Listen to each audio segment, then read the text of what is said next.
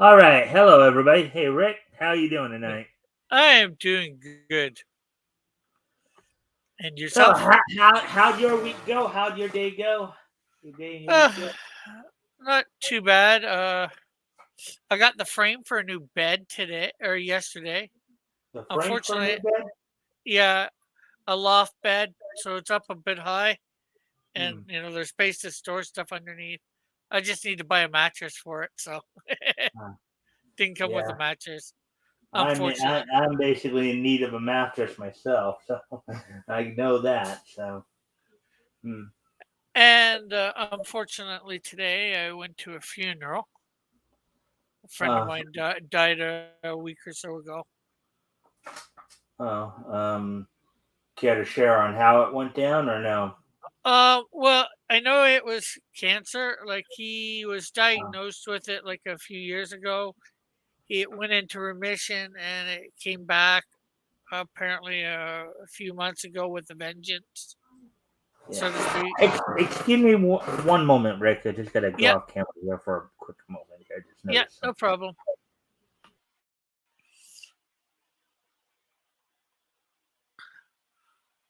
So anybody out there? We do have Cross Comics double feature on Kickstarter.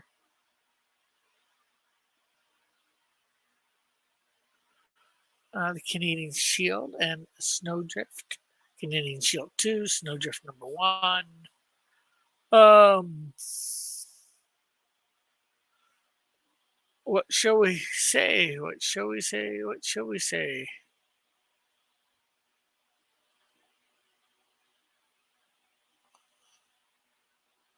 Got some stickers in this week. Canadian Shield, really small Canadian Shield stickers, and then also really small Snowdrift stickers.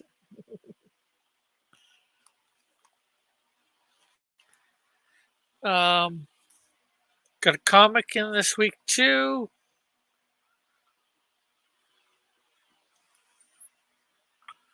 And that was a Cyclopean, the Great Cyclopean 4.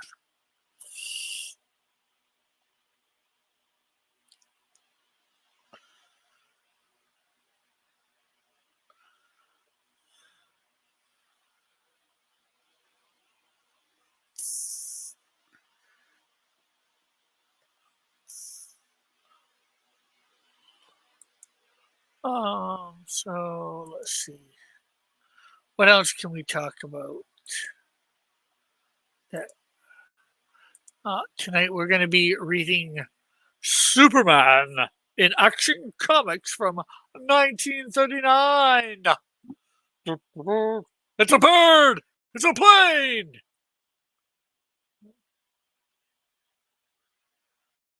Uh, what is it? Says there? Leaping tall buildings in a single bound. It's a bird! It's a plane! No, it's Superman!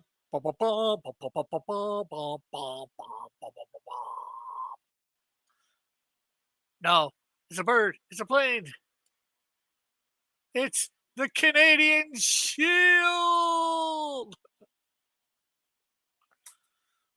Um,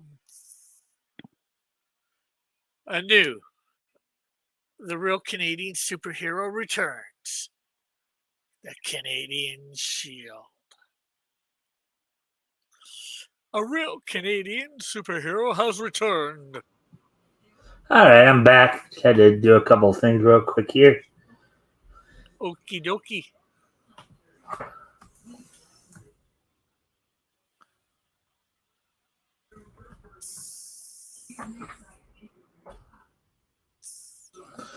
Alrighty then. So with that, all right. So let's see now. So, and I know you were talking about some of the other. Got some comics in, huh? Yeah, well, I got Cyclopean number 4 in. I was just saying, I got some stickers in, very small stickers in of the Canadian Shield. And my Hmm. character's Snowdrift. All right, and just just to let, and I know people will catch us more on the replay because I think it's just you and I here right now. But as Rick mentioned, yes, we'll be reading some Superman from Action Comics number 13. We'll be reading a couple stories out of Detective Comics Volume One number 28. 28, as well as All American Volume One number 4, a couple out of there. But before we get to all that, we'll talk a little bit about um, Superman's first recurring foe, the Ultra Humanite, and also take a Ooh. quick peek at the first issue of Superman the comic itself. So, just a little Ooh. quick peek through. So, um, let's see now. So we're 6 minutes. Um, so anything you want to anything? I know you were just promoting, but you want to promote Yeah. anything? Yet, Rick, or Not yet. Well, I was just trying to think of stuff to say. Just going all wackadoodle, saying anything and everything. yeah. Sometimes Yeah, I'm just trying to it's hard to spread things figure out out. a little bit here. Let's see, 6:42. So, didn't want to start too early, but let's see. So, and So, I know you were at on Chris's stream Wednesday. You dropped by there. yeah. So, you were saying the first story we're reading is how many pages? 13 13, and then the ones in detectives are what? are both 6, so that's 12, and then four pages apiece in All American. So what it Okay, comes so out to will be like 33 pages altogether. cool, cool, cool. So with my guess is that we'll be running just over a couple Yeah, hours. When you also take into account, of course, what we're going to do at the very beginning here, and then the this day in each history stuff at the end. So um, yeah. yeah. So anyways, let's see. We're on time now. 7. Okay, 7. So I guess we will go ahead and just get started here then at the 8-minute mark, which is now. Okay. So with that being said, first off, let me get the screen shared of what we'll be looking at first here. This site right here, DC database, which is where I get some of my basic information on some of the stuff we do for at least the DC side of it. Oh, one thing I should mention to you too, Rick. I did look ahead to the rest of 39, and by the end of right now, in through April of 39 into May, you had 9 comic book companies in existence. Ah, Between this point where we're at now and the end of 39, you'll have about 5 or 6 more coming into yeah. existence. So, um, And then, do we know how many comics they're producing overall through all the companies, or okay, so what I can tell you is through April 39, because that's what we just finished last week, right? yeah? So through April 39, you had 9 companies in total producing 20 publishing 28 books Oh wow. overall. So Uh, um the DC producing. Centaur had the most. They were publishing 7 books. DC was publishing 6. Um, and then Dell was publishing 5, I believe. And then let's see, David McKay and United Features were each publishing 3 at the time, and then 1 each from Eastern Color, Quality, Fiction House, and Fox. So Yeah, DC. It's amazing. DC or Marvel usually produce that number of books on a monthly basis nowadays. mhm.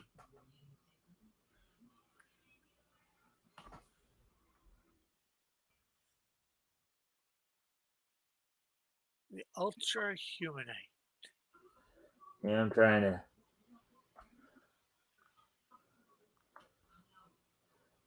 All right, there we go. So Ultra Humanite was Superman's first recurring nemesis during the 1940s, even ahead of Luthor. Now, I made a statement before where I said he'd make 6 appearances over a 7 comic stretch. I was actually wrong about that. It's not 6 through 7; it's 6 through 9. You know, 6 appearances through nine separate issues. Starts with, of course, it started with Action Comics number 13, and then his last appearance, his last of his initial appearances um, came in issue 21. So Yeah. Yeah, yet this is a character you don't see much anymore on a regular basis. You see him from well, time to it's kind of time. funny. He started out as Superman's primary enemy. He Yeah. predates Luthor by like 10 issues. Luthor doesn't make his first appearance to like issue 23. Yeah. Anyways, so and there's a few little tidbits here to understand. Now, one of the things about Ultra Humanite, one of the things he was known for is he's one of those guys who knew how to transfer his brain from one body to another. Yeah. You know, and this would be a big thing in. I think if you remember watching the Justice League Unlimited cartoon or Justice League and Justice League Unlimited cartoons, remember he was in his albino ape form. But as we'll see tonight, he started out in a very much different form. Now, Ultra Humanite and then later Luthor, um, one of the things that would make one of the things that would make their rivalry with Superman, somewhat interesting, or is it was a classic trope, a classic motif. Yeah. Superman was the epitome of like physical perfection.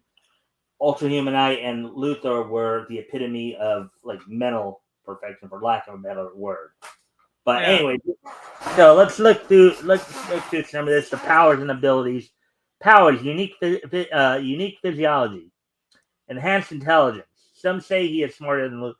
Now he was even before obviously even before he went into his albino ape form. He was considered a very intelligent master criminal. You know, Yeah. um, and then of course the ability to switch. Um, so enhanced intellect, superhuman strength when he was in the albino gorilla and Tyrannosaurus bodies. Um, so a lot of these more physical, like the superhuman strength, superhuman durability, all that came from when he was in his gorilla and Tyrannosaurus. Animal control, gorillas only. Yeah. Um, Well, Hypnosis. I was going to say the superhuman strength, because he's in a gorilla. Gorillas are naturally stronger than humans. So would he really have? Does he have like super gorilla strength, like stronger than the average gorilla? Well, I think because his brain is a human brain, and he Yeah. originally started out as a human, that's probably why they were putting him. Even though, Yeah. yeah, you would think that that would come naturally. He'd be, a gorilla would obviously tend to be more in terms of raw brutal power, raw brutal strength. A gorilla is naturally going to be stronger than a human, Yeah. but Uh, you've got a human brain locked inside of in this case an albino gorilla and a tyrannosaurus bodies. yeah. So and animal control with gorillas only.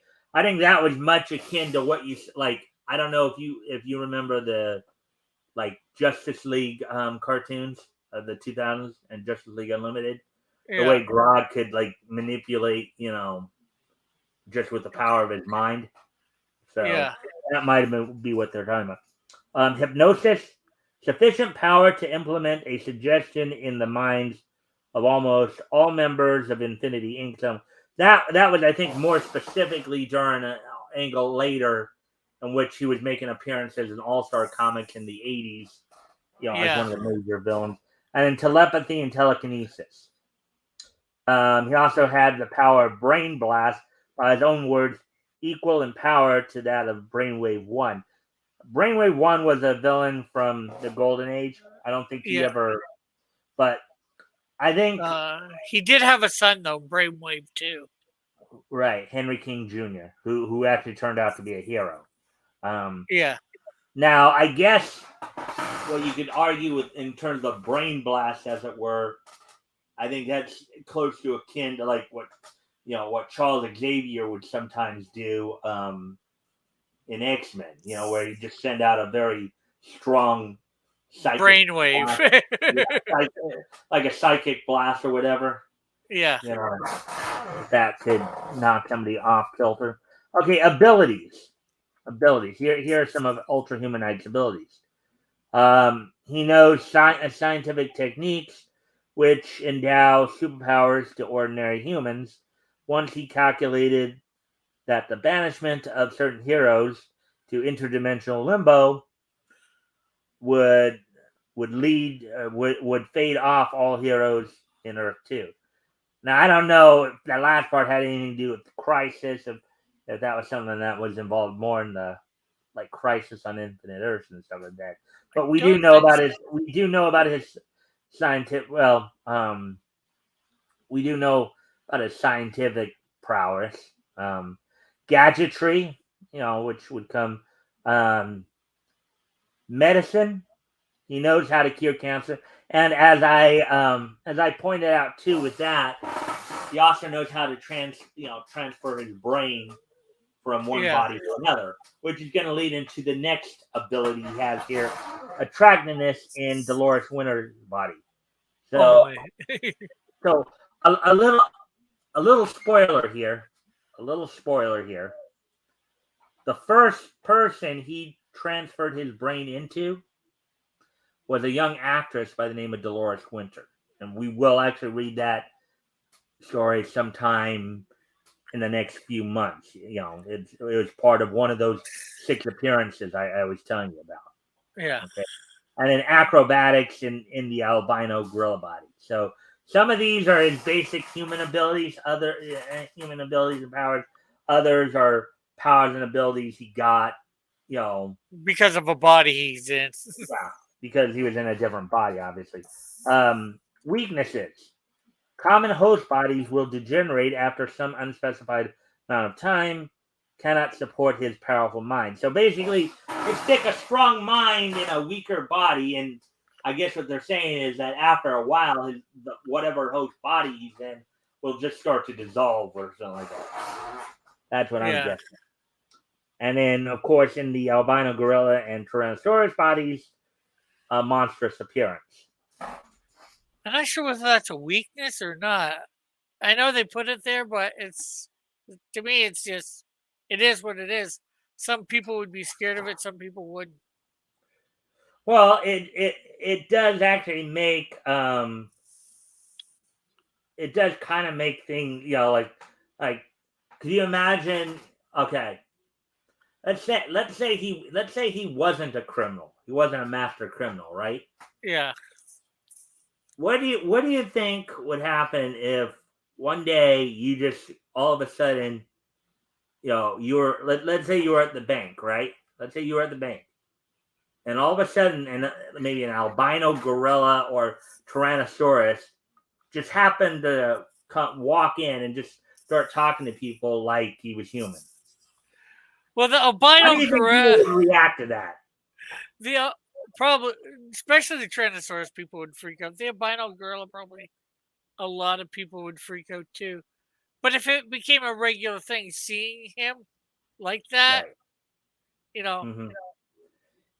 They would get because used you, to it. Yeah, I get your point. But eh, basically, but there still are people who, there are people out there who will, anytime, something is out of the different. ordinary happens, it will just draw their attention. Kind of like the looky loo syndrome when you're Yeah, with an accident, right? With an auto accident, yeah, right? All right, so here are some notes here. And this note is common in a lot of these stories. This said about just about almost all the characters that came from Earth 2, but I'll read it again as I always do. Although this character was originally introduced during DC's Earth 2 era of publication, their existence following the events of the 1985-86 limited series Crisis on Infinite Earths. You've heard of that, right? Oh yeah, I That haven't was read basically it when all they yet, merged but all the universes into one, trying to make it one universe. Remains yeah. intact. However, some elements of the character's pre-crisis story may have been altered or removed for post-crisis Earth, New Earth continuity, and no longer apply.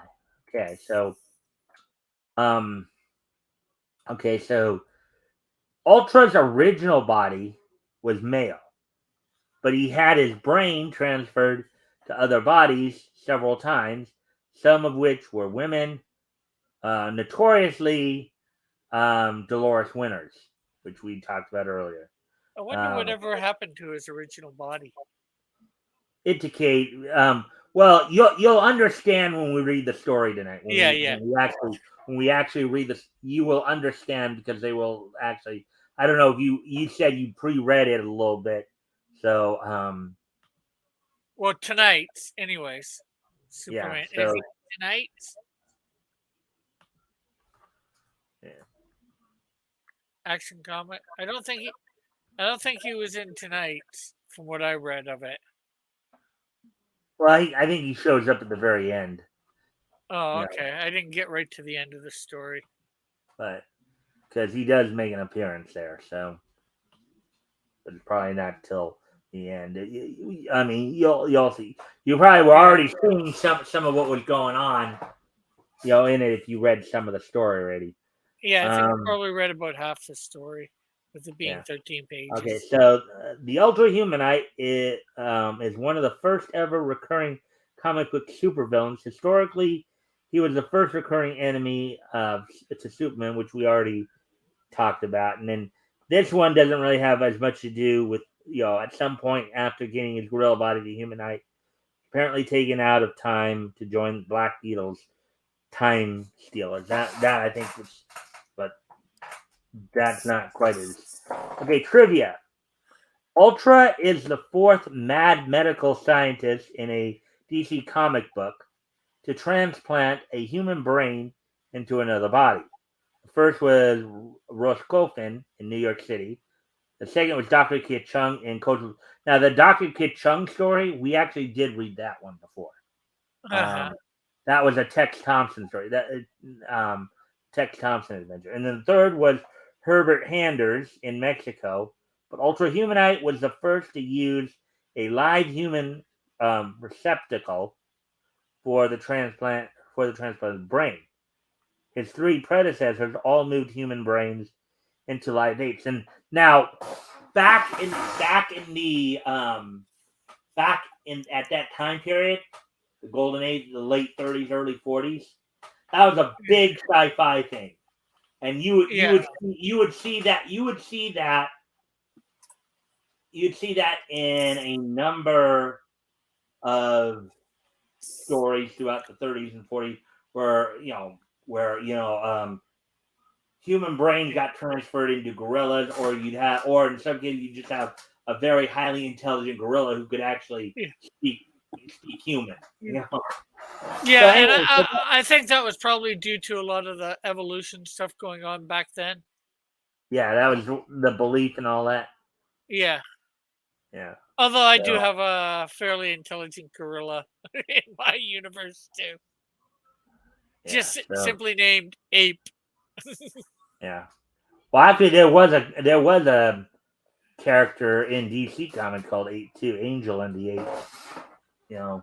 Um, But Yeah, anyways, yeah. so that's a little bit on Ultra Humanite there. So let's now just go over to look at some notes on Superman Volume One, Number One here,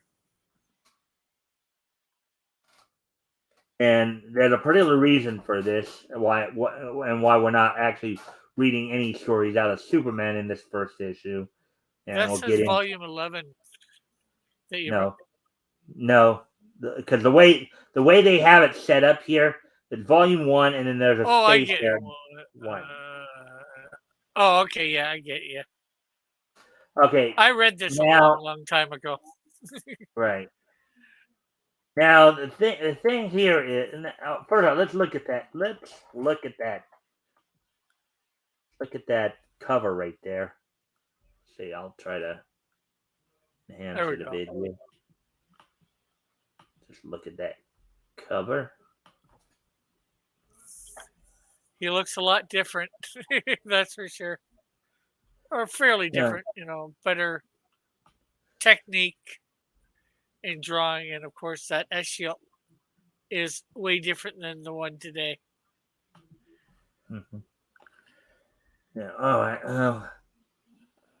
Okay. Well, that wasn't the part I was trying to highlight there, but okay. So you see down there says the complete story of the daring exploits of the one and only Superman. 64 pages of action, all in full color. So you see how they wrote that out there? Yeah, That was a pretty interesting way of writing that out, wouldn't you say? yeah, for sure. All right. So just all right. So now part of the reason why we're not reading any of the stories because they did have 5 stories in here, but 4 of the 5 were just reprints of stuff we more or less had already read. Like this first story, for example, Superman gets a job. Now, granted, some of this also is just simply some of this stuff is just simply a case of you know they added a few more details Yeah, like these first 2 stories um made up the first, let's see, coming the first 2 stories here were from Action Comics #1. um yeah, sorry about that.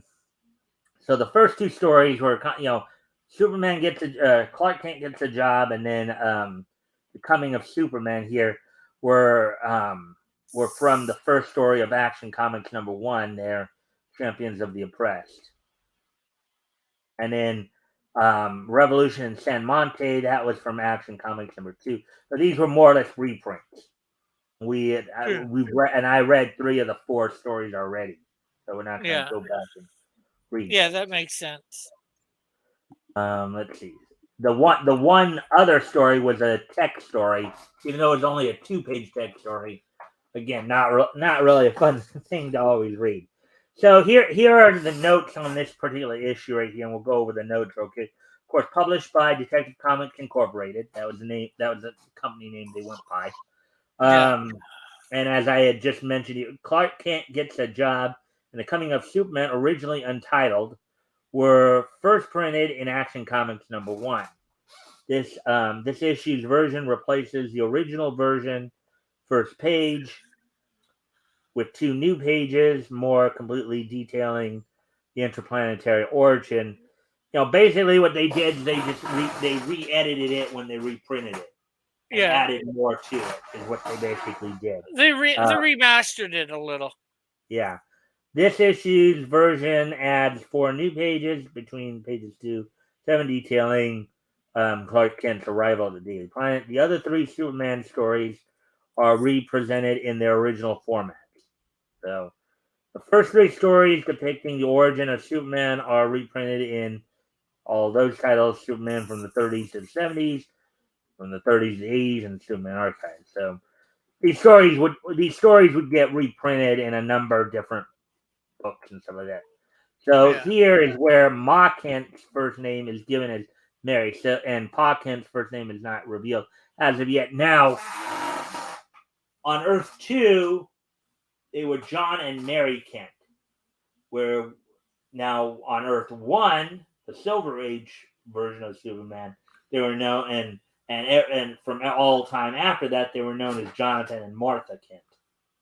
So on Earth 2, they were known as John and Mary Kent. That's a little interesting thing. The yeah. earliest, Mary, I think, is a version of Martha, or close. Mhm. I could be um, wrong. well, they both start with MAR.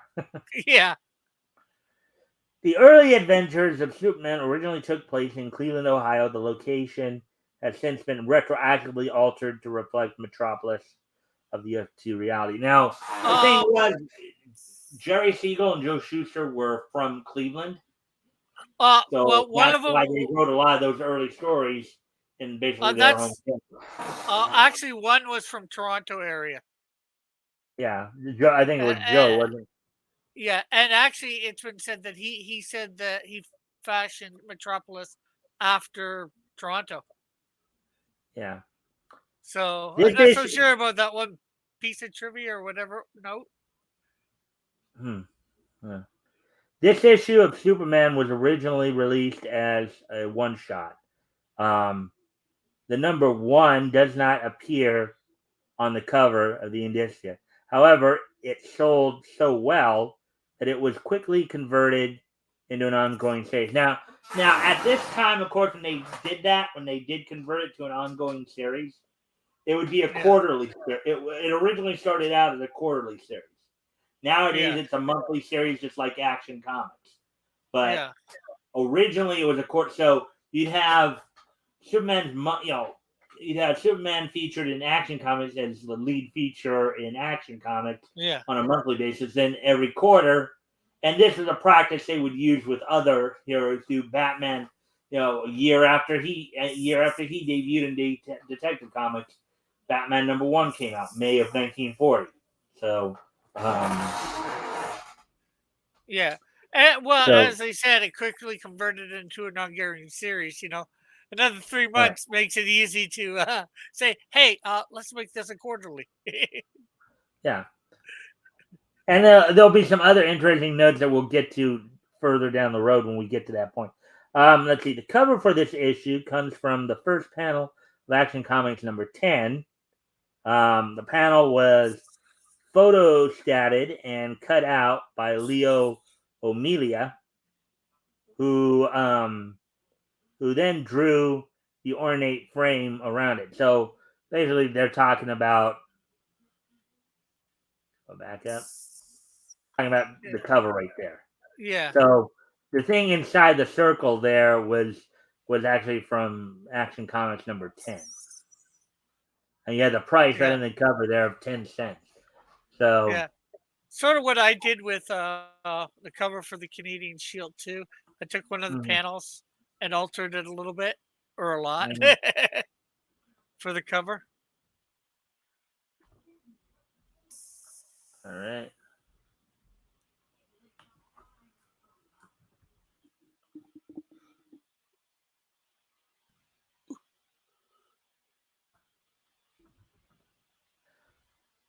all right. So, anyways, all right. So we're done with the introductory work. We're about a half hour into this already, a little over a half hour. This so now what we can do here is we can move on to getting to the actual stories. Get into Yeah. reading of the actual stories here.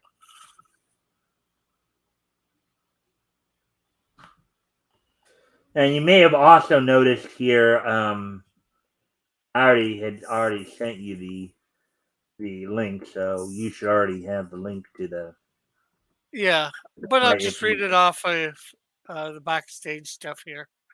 It's easier that way. I can watch the chat if anybody comes in and all that. As long as you feel you can read it, that's fine with Yeah, me. that's usually what I do all the time. So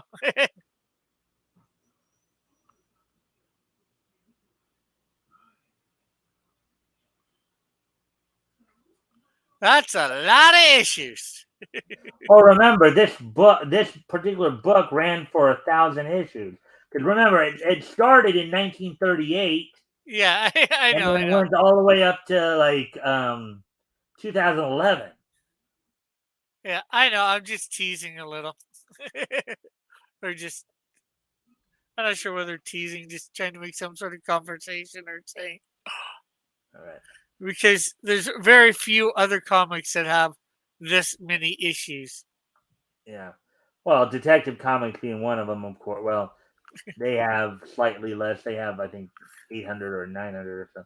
All right, so let me just show you what I was talking about here. Because okay, so here you see where it says quality, high quality, reading type, all pages, issue number 13. You see this right here? Yeah. Like okay, so this is what I was talking. Well, Okay, so, I think mine only said one page and low well, yeah, quality. you have to go in. You have to go in and like you Change see the that arrow right stuff. here, Yeah. one page, all pages. So and then when you have that, you can just go ahead. So 4 pages of full June 1939. And in this issue, another thrilling venture of Superman. So, and there's the ad pages right there. That you can't read. At least the Yeah. fine print. Well, because they're so small, yeah. Well, the thing about this one too is that sometimes the scans are not always as great either. So, Yeah, well, it also doesn't help with, the oldness of the stuff too. yeah. Well, yeah, but we've seen stuff on Comics Book Plus that looks pretty good for it being Yeah. older. So, anyways, I'll do the narration. I'll try to do Superman and figure out what you may want to do for the other voices. All right. Yeah. So we ready? Yepers. All right. Friend of the helpless and oppressed is Superman, a man possessing the strength of a dozen Samsons, lifting and sending a gigantic weights, vaulting over skyscrapers, racing a bullet, possessing a skin impenetrable to even steel, um, are his physical assets used in his one man battle against evil and injustice. Of course, there's Jerry Schuster and Jerry Siegel and Joe Schuster right there. Um, the car in which Clark Kent, ace reporter of the Daily Planet, is driven Daily to work. Star. Daily. Yeah, Daily Star was the original name of it. Thank you. Yeah, yeah, you're welcome. The car in which Clark Kent, ace reporter of the Daily Star, is driving to work is deliberately rammed by another car. Watch out! You did that on purpose. You want to do the other guy there, the guy in the red beret? Prove it.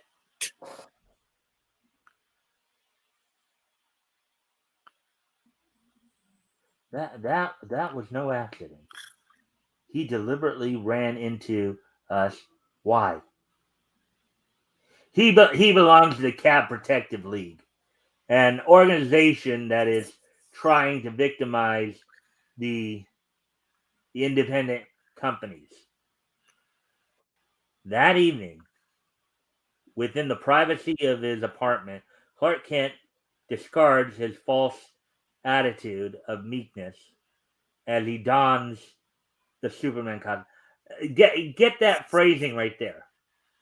Discards his false attitude of meekness. That's an interesting way of putting it, huh? Hey, Rick. Yeah, but you know what? I think that's wrong. He doesn't discard because well, meekness, doesn't mean weak or whatever. I forget how you would define meek. Well, But I think what they're getting at here is that to keep his identity a secret, right? yeah, He acts, what some people might call meek or weak or whatever, so people don't suspect that he's Superman. It's yeah, like keep it as far from their minds of the possibility as possible. yeah, You know, yeah. even though according to some of his bio, he's like 6'2", 200, 200 plus pounds. So yeah. Well, he's supposed to slow. I'm just not sure whether meekness would be the correct word because, like I said, there's not meek doesn't mean weak. Um, I'm not like I said, I forget offhand how to phrase, the definition of meekness. But from what I know of it, in neither form is he actually meek. You know, maybe he's, you know, he puts off an attitude in Clark Kent of, I wouldn't even say being weak, but just not sure what the right phrasing would be. But I'm trying to think of what, because I think I know where you're going with it. I think in this case, meek just simply means like not assertive. yeah, You know, maybe, unassertive. He's not like he's not really assertive. He just comes off kind of like he's a pushover. yeah. You know. Hmm. Anyways, ca- um, cab protectively, huh? Sounds like sounds like just the sort of a setup I like to break down. A little step, a little step brings a man of steel to to the sill of his own window. Open window. Yeah, open. Oh, open. Okay. Incredibly powerful muscles launch Superman out into the night. Ah, there it is, just a block away. That Short. almost looks like a Spider-Man pose on the.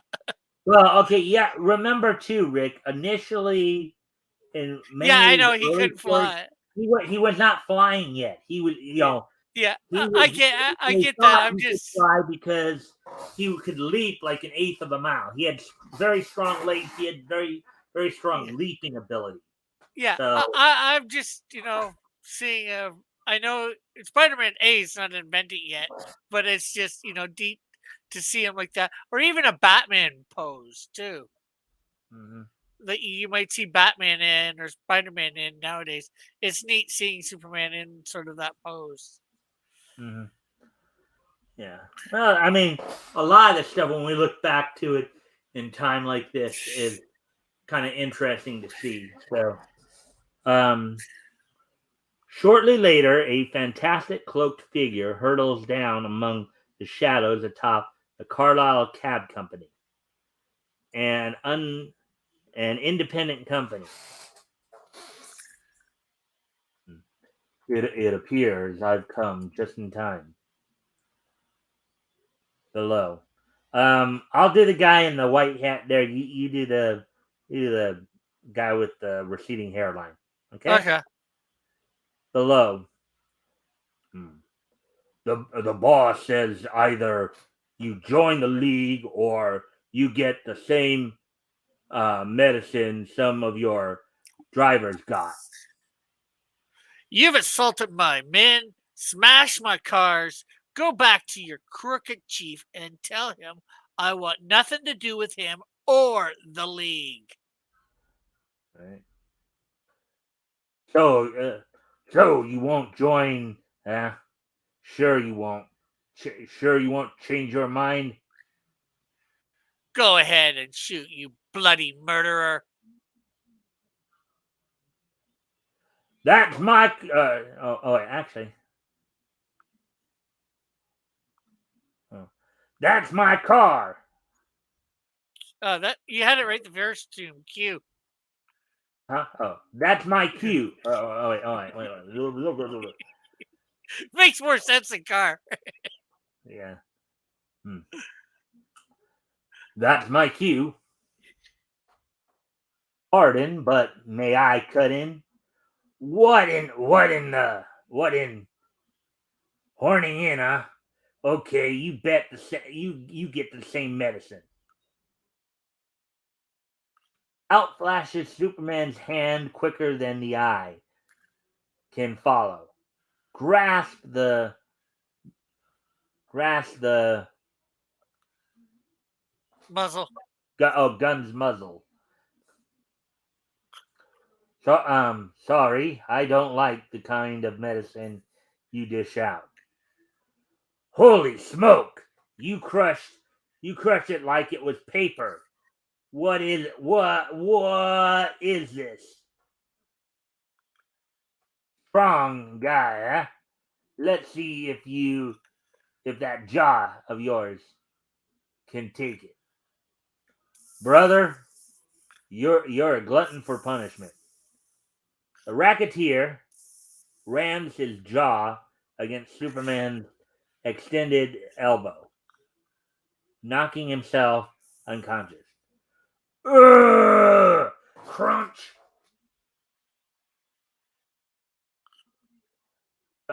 Don't waste any time worrying about the cab protective lead.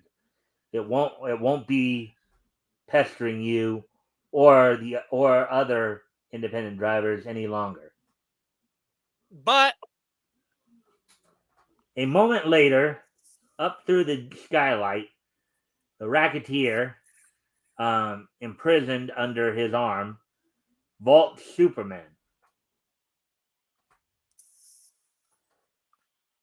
High over the city races the champion of the oppressed. Yeah, you like how they put this stuff. Champion of the oppressed. Look at some of these phrases they use. yeah, That's some cool phrasing right. That's some cool writing right there. Some real intelligent writing in terms of the usage of vocabulary there. With his captain, the racketeer revives. This can't be. This can't be. I must be going mad. He's a human devil.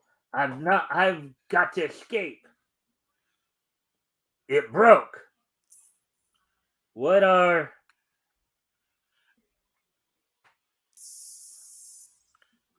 now I'd just like to know how he got to his knife without Superman realizing. Hmm. It says he's got like a really good grip on him. How does he move his arm to like get to his pocket, or how is the knife not falling out? Well, yeah. I mean, that does kind of well, for the knife maybe not falling out. It could be that Superman's got such a tight grip on him that the knife just happens to stay in. But then I know your next question. Well, in that case, how is he still going to get to the knife? Then, well, he's got his arm free. Maybe he's wiggling around a bit and loosens his Maybe Superman gets into loosens his grip his just a body touch. position to where he can more easily grab the knife. Yeah, You know, I know it's in the script, and I do it myself or whatever, probably in writing. But it's just thinking. It's like this doesn't really make sense. But hey, it's comics. What can you expect? unharmed, but his great flying leap deflected, Superman smashes against a nearby building instead of alighting on it as he had intended. So basically, I think what happened was with the crooks, struggling and moving about, he knocked Superman off balance, basically. So I Yeah, think I think what he intended was to land softly more on the thing instead of, uh, yeah, on but top of instead the he building. knocked himself into it. Be careful. The two figures catapult toward the far distant streets below.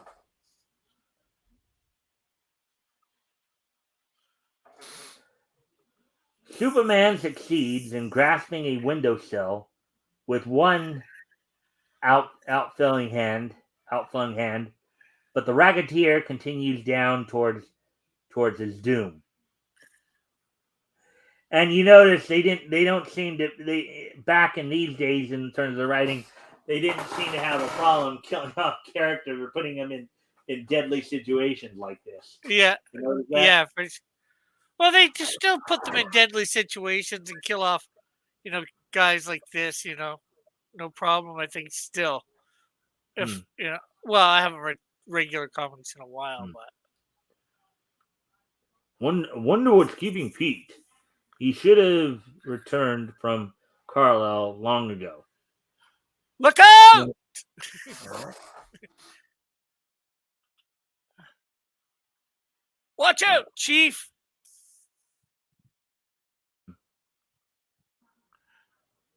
It's Pete. He's dead. Quick, into the building with me. If he hadn't tried to stab me, if he um if he hadn't tried to stab me, he'd be alive now. But the fate he received was exactly what he deserved. And this is really, a really cavalier Superman, not caring that somebody actually died. You Well, know, yeah, it was a different time too. I mean, yeah, now I don't know. I don't know if you were with me the last time when we read Action Comics number 12, or no, not Action.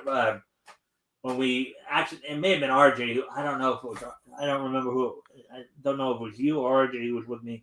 Actually, it wasn't Action Comics number 12. It was Detective Comics number 20. I think it was RJ who was with me.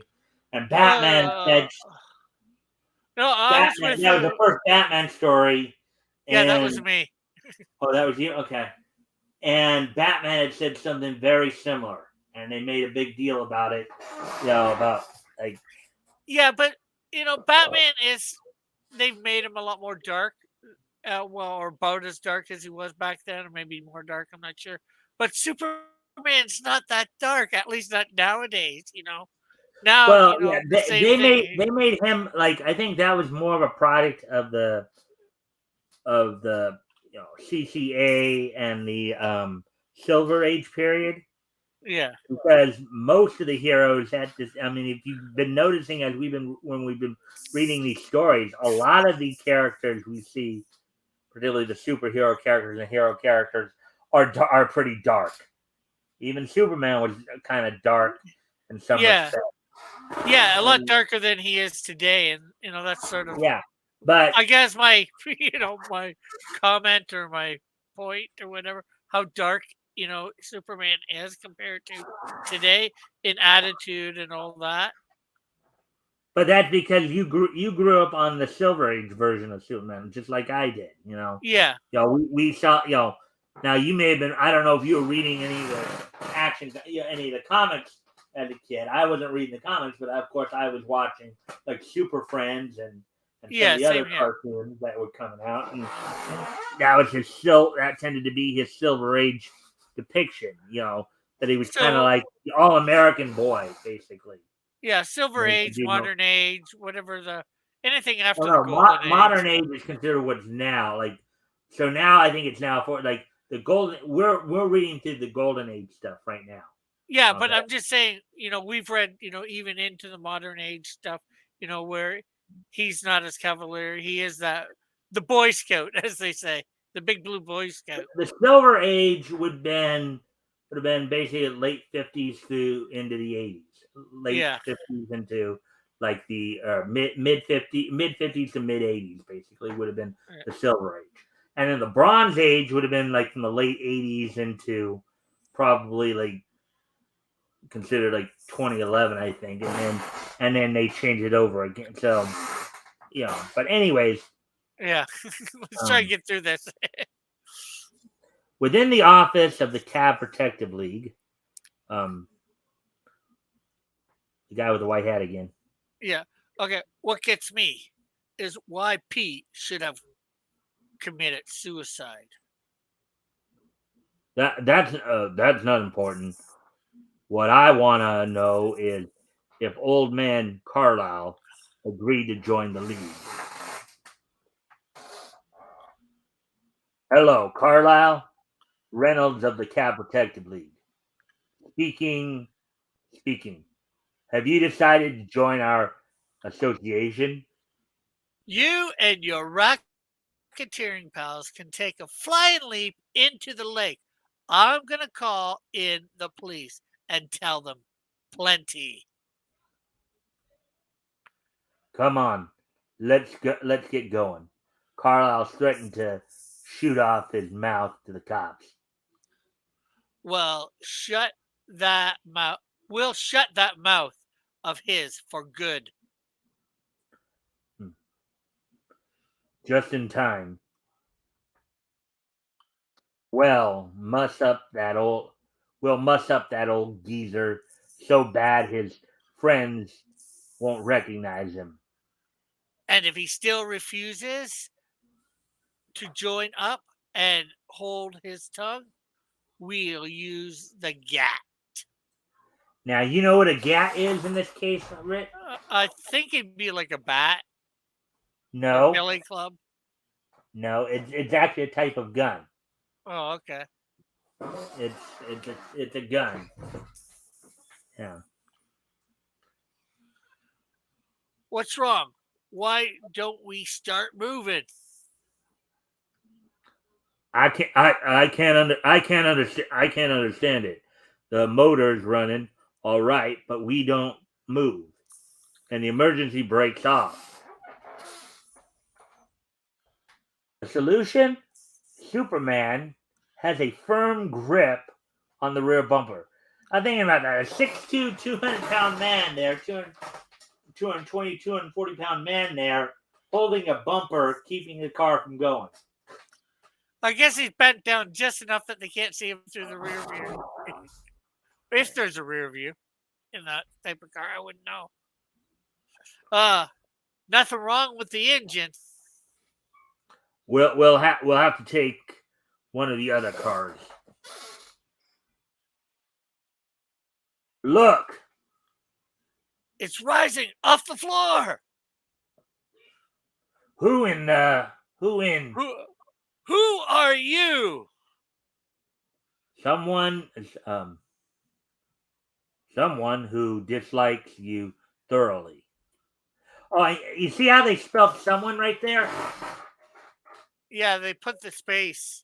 Yeah, they put it as two separate words instead of one. But I think that was more common for that back then.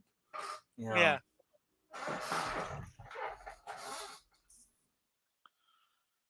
As Superman tears the car apart with his bare hands, the racketeers empty their guns at him. Get him! Kill him! Now, as for you two, don't touch me! Leave me alone! I ain't done nothing! Take these sledgehammers and start smashing those cabs. Get me? I won't. Better do what he says. He says, boss. Faster. A little more violence there.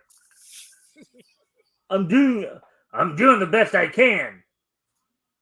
I still can't believe we're doing this. I must be dreaming.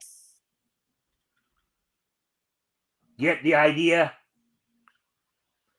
Reynolds attempts to sneak off when the Man of Steel takes his eyes off him. Now's my chance. Woa, where do you think you're going? Would you like to smash those cars, or would you like me to smash you? Those cabs are worth a fortune. Won't smash them, I tell you. All I've got to do is increase the pressure of my grip, and the world will be rid of another rat. But put me down. I'll smash the cabs, please. Then go to it. Now, this is not the Superman we grew up on, right? Yeah. He's just nasty. What was I that? wouldn't want to meet him in a dark alley. Yeah. Into the masked autos of the Cab Protective League, Wade Superman, demolishing them in a great wave of destruction. You know, is that something that, would that be something that one today would do, ruin people's property? most people with common sense probably wouldn't, but as we know from the last 2 years, that doesn't seem to be the case.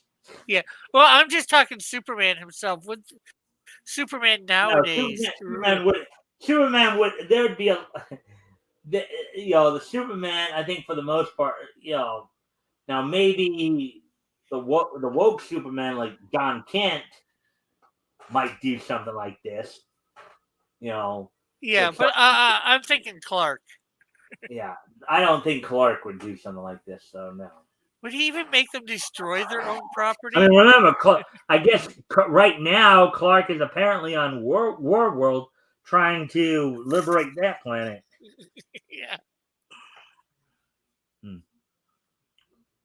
I get that they're gangsters or whatever, and they're doing a protection racket or whatever. Right. You know, or trying to drive the other companies out of business. Well, they're not trying to drive them out of business. You were right the first time. They're running a racket. They're basically saying, join our association, or we'll destroy your company. So so there's only one company, and that's ours, and we can take advantage of U.S. cab drivers. Yeah. Hmm. Let's see how you like seeing your car smashed. They're totally wrecked. You've ruined me. I'm not finished with you yet. You still have to pay for the lives of rival cab drivers who were killed. Okay, when did we learn that rival cab drivers were actually killed? I guess it may have, well, I think it may have been implied throughout the story, in terms of like with the classic gangster talk, like, join our association or else. Or, well, because I Yeah, think if you go back up to Pete when he was talking to Carlisle, I yeah, think that it was probably implied that, yeah, you'll meet the fate of some of your other drivers. yeah. I guess, yeah. Calling car K7, go to the Cab Protected League garage. Residents report disturbance.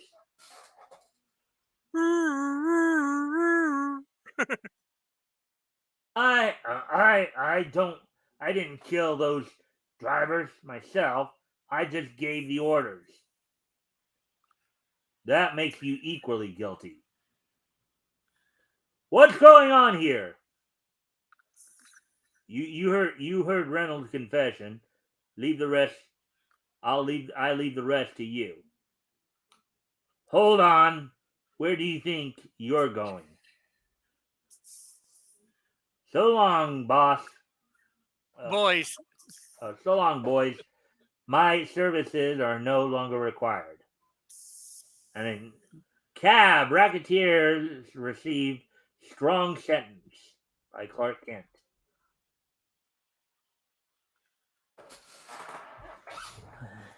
Um, within an auto nearing Reynolds, within an auto bearing Reynolds toward Sing Sing. Mind if I smoke copper? Mind if I smoke copper? Okay, but don't try to pull anything. Gosh, it's sure getting stuffy in here. I'm dizzy.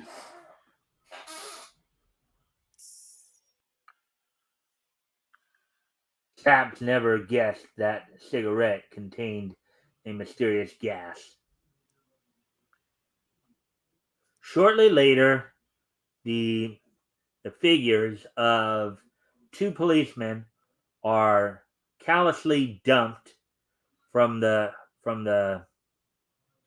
hurtling Hurtling. auto.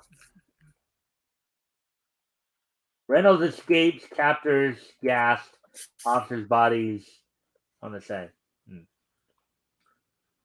Poison gas? That seems just a little too ingenious for Reynolds to have figured out for himself. I'd better look into this. That night, above the vicinity where Rose escaped, hmm, a, um, a dragnet was instantly thrown out. I'm counting on the hope he didn't get far. That abandoned police car near the dark cabin, perhaps. Down through the flimsy roof of the cabin hurtles Superman.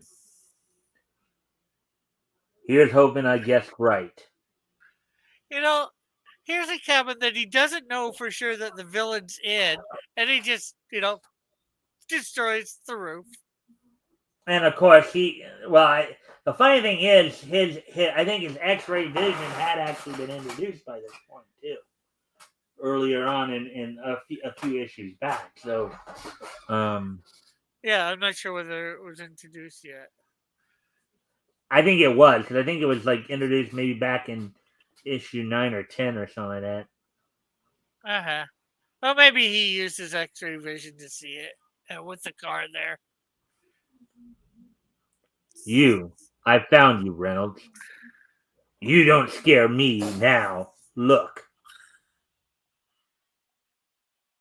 What the surprise? That right there. Can you guess who that is, Rick? The Ultra Humanite, but Mm-hmm. I'd almost think it was Luther myself, but Oh yeah, looks but that's the fiery eyes of the paralyzed cripple um, burn with terrible hatred and sinister intelligence.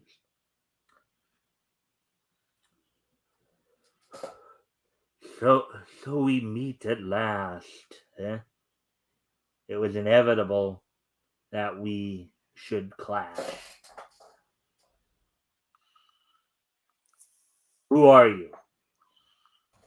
The head of a vast ring of evil enterprises. Men like Reynolds are but my henchmen. You have interfered frequently with my plans, and it is time for you to be removed. If what you say is true, then thanks for giving me the opportunity to capture you. Um, you may not find that task as simple as it appears on the surface. You may possess unbelievable strength, but a you are pitting yourself against a mental giant. See what you remember what I was talking about? yeah. Remember what I was talking about when we were doing the introduction on him, right? The idea of the man who's the epitome of physical condition versus the man who's the epitome of mental condition, right? Yeah. And I think Chris is here. He says, "You two are killing it in a good way." Chris is here. Hey, Chris. Yeah, you two are killing it in a good way. Well, thank you there, Chris. If you haven't already, if you can like and share this thing, see if we can get some more friendly people in here, that would help roll nicely. And if Diane wants to Diane wants to come into the chat too and check this out, she's welcome to as well. You can pass He that says along to her. Diana says hi too. Oh, yeah. Diana says hi too. Okay. Well, anyways, let's continue on. This is the first appearance of the Ultra Humanite, after all. I am known. I am known as the Ultra Humanite. Why? Because a scientific experiment resulted in my possessing the most agile and learned brain on Earth. Unfortunately for mankind, I prefer to use this great intellect for crime. My goal? Domination of the world. So basically, he's setting himself up almost as the megalomaniacal mad scientist type. Yeah. Yeah, And but Chris says they're watching in the living room. they're watching the living room. Okay. All right, we're watching in the living room. Okay, it's cool. Thank you for being here. Um, Abruptly, Superman sprints toward the crippled madman. Next instant, he stumbles amidst a sheet of flame.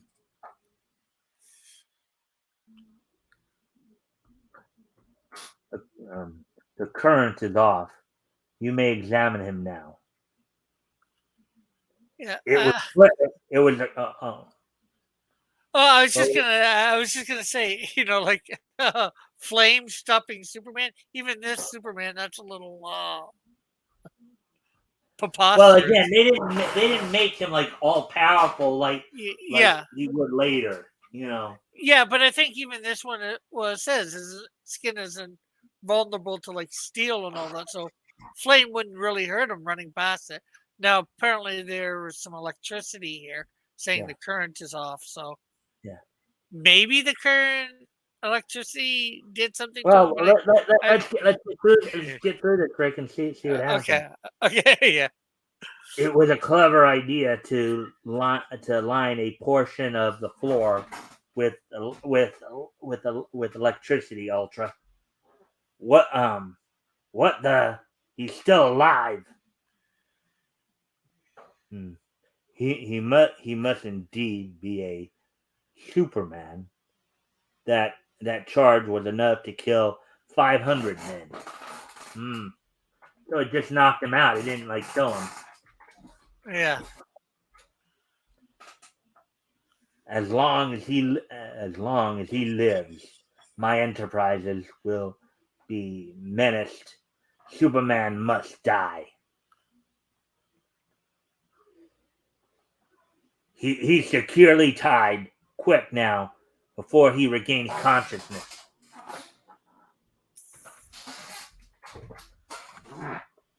The Ultra Humanite flings a switch. The great saw whirls and hums with activity. Closer toward the deadly revolving blades moves the unconscious Superman. Look at that. Look at that. Look at that. You got an explosion right there, but against the mighty saw moves the man of steel. A great rasping, the sound of cracking metal, and the saw explodes into 1,000 fragments. Look at their faces. They're like, oh no. All right. Holy crap! We're in trouble now. Reynolds dies a horrible death as one of the steel fragments pierces his throat. What's that? Two guys dead this thing, 2 or 3? Hey, the golden age was kind of a darker time.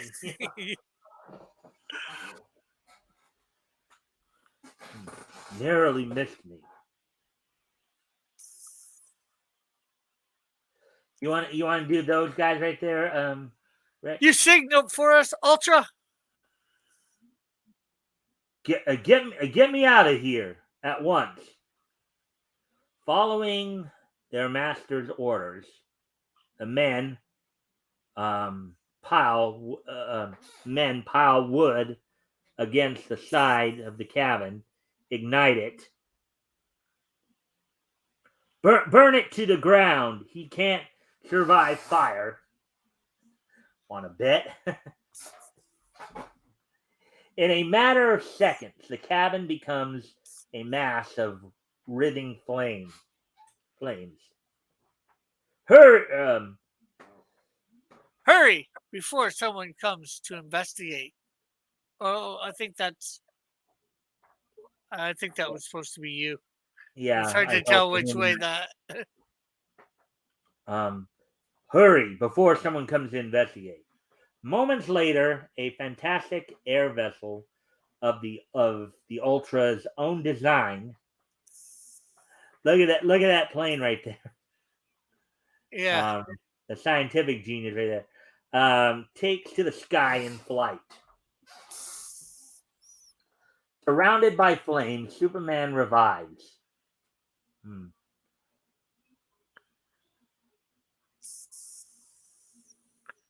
I've got I've got to get out of here pronto. Up leads Superman out of reach of the hungry blaze. And yes, that is the word hungry. Yeah. Whew, that was almost the end of me. I'll bet the strange ship belongs to the Ultra Humanite. His fiendish deviltry is going to end right now.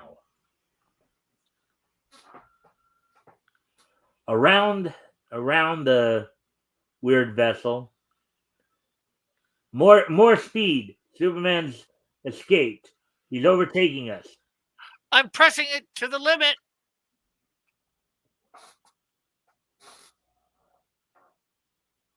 Deliberately, Superman crashes into the plane, um, into the plane's propeller. That'll fix you. Down toward the distant Earth hurtles both the Doom plane and Man of Steel.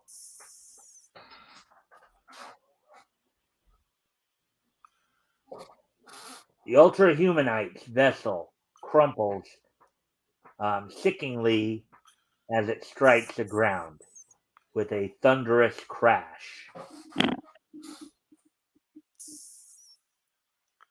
Strange. I can't find any trace of the Ultra Humanite. Well, that finishes his plan to control the Earth, or does it? The end. See the center spread of this issue for an important announcement about Superman. Superman. Da, da, da, da, We'll just, da, we'll just da, kind da. of, I'll just breeze through the other pages here just so you can look at it. So Scoop Scanlon.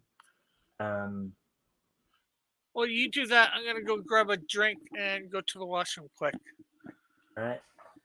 Got Morgan right there.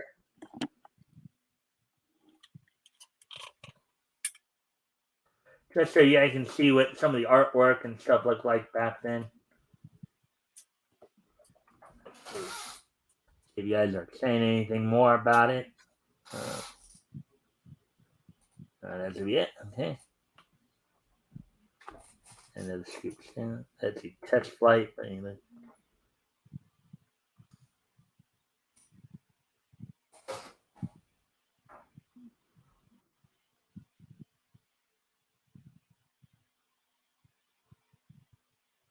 There's Marco Polo.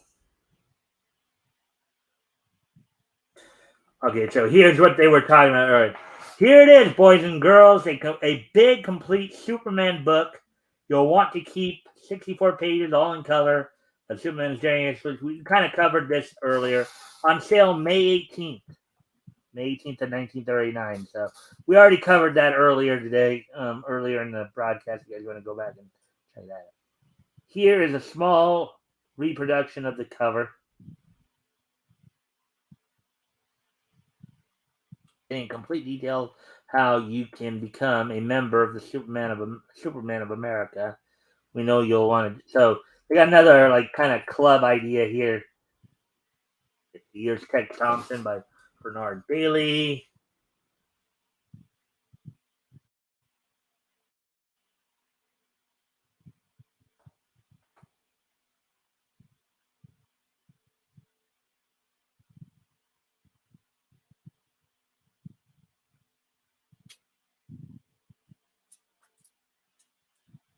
There's another star tailing action.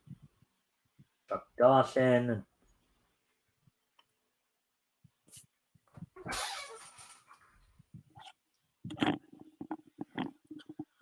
I'm back. Zatara, the Master of Magician, and the Swamp of Satan by Fred Guarnier.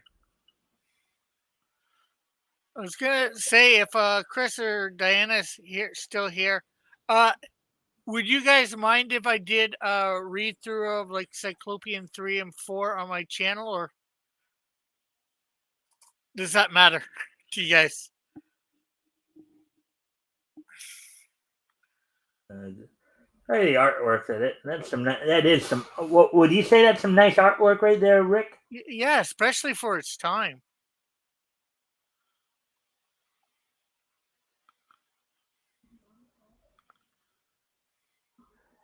Look at that blonde girl right there.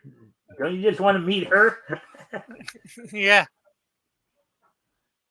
All right, so that's all for that. And now we'll get ready to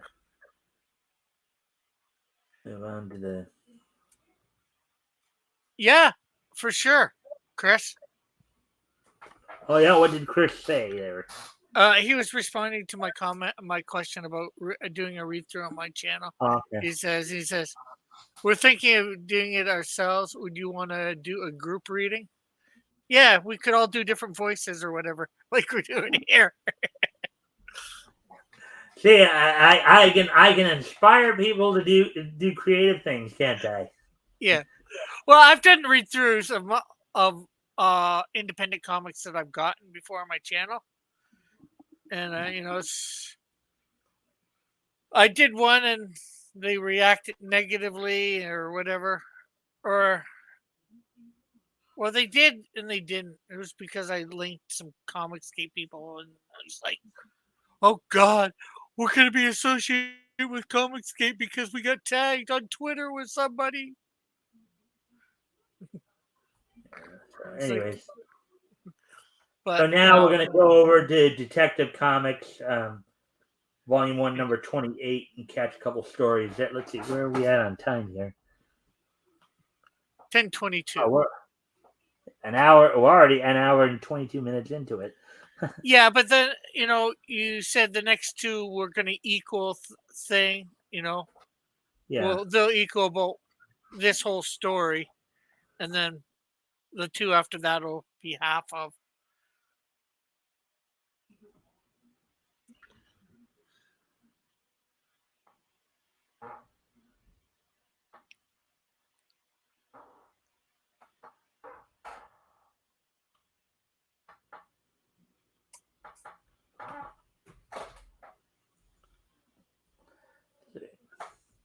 See, they're at 961 issues.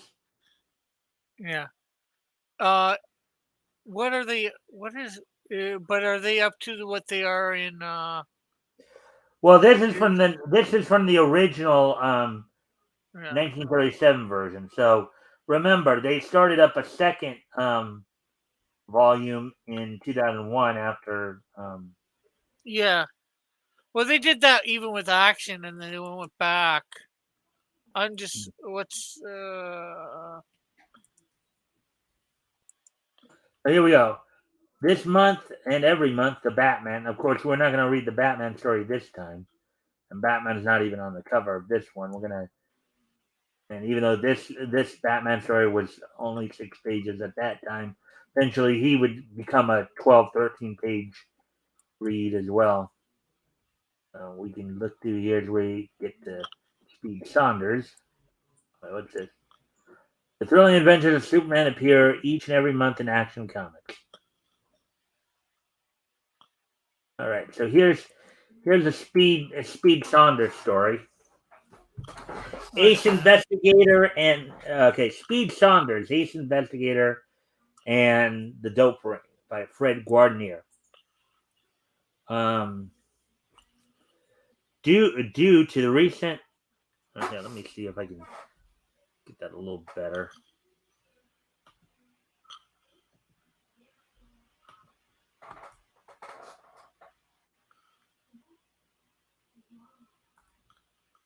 If that helps a little bit. Well, Apparently not much. Oh well, okay. Due to the recent um, widespread um, marijuana dope deaths, a determined effort has begun made by the city police department departments and the state troopers to round up the dope gang that has been the cause of all the tragedy. To that end, one day one day in Speed Saunders one day in Speed Saunders' office. I'll be Speed, who's in the white hat there. You want to do the guy in the black hat there, Rick? Okay. Saunders, I'm Hawkins, head of the Parker chain of newspapers. I've heard of your work. I want to call you in to break up the dope ring we've been hearing so much about. Glad to accommodate you, Mr. Hawkins. I'll get busy at once.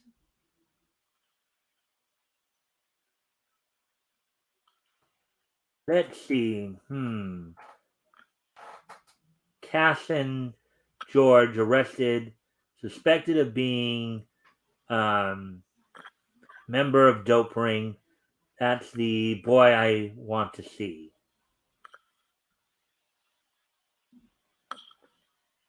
A visit to Casson may give me a clue to the higher ups if he'll talk.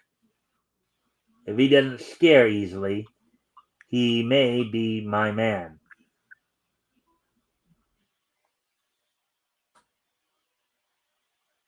You want to do this guy right here? The guy in the Yeah. Sure, Mr. Saunders. Sure, Saunders. I know you're come to pump me.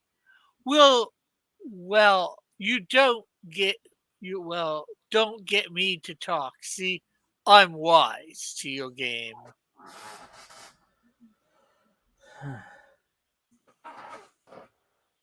but Speed has been well informed by his file system on Casson. Do you remember the Heverts case? I gave you a break on that, Casson. It's your turn to talk up who's at the head of this racket. If I told you anything, Saunders, how long do you think I'd live? No, I'm sorry, but I can't help you on this. Speed learns the apartment. Speed leaves the apartment. No, nothing. Nothing doing there. Well, let's see.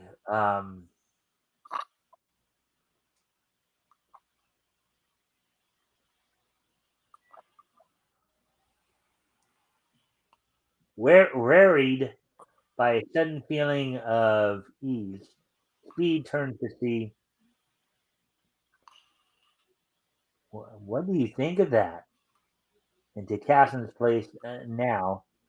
Maybe they're just being social, but Speed follows quietly inside. They might, yes. They're stopping at Casson's door. And upstairs. All right, you want to do both of those guys right there, Rick? Okay. Take it easy, Casson. I guess you know what we're here for. I ain't done nothing. I ain't snitched. Fearing Casson will be killed, Speed dashes forward in an attempt to save him. It's the Flatfoot Saunders. Speed returns the fire. He got me, Casson.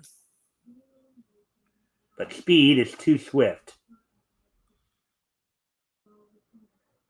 Are you all right? Oh, sure.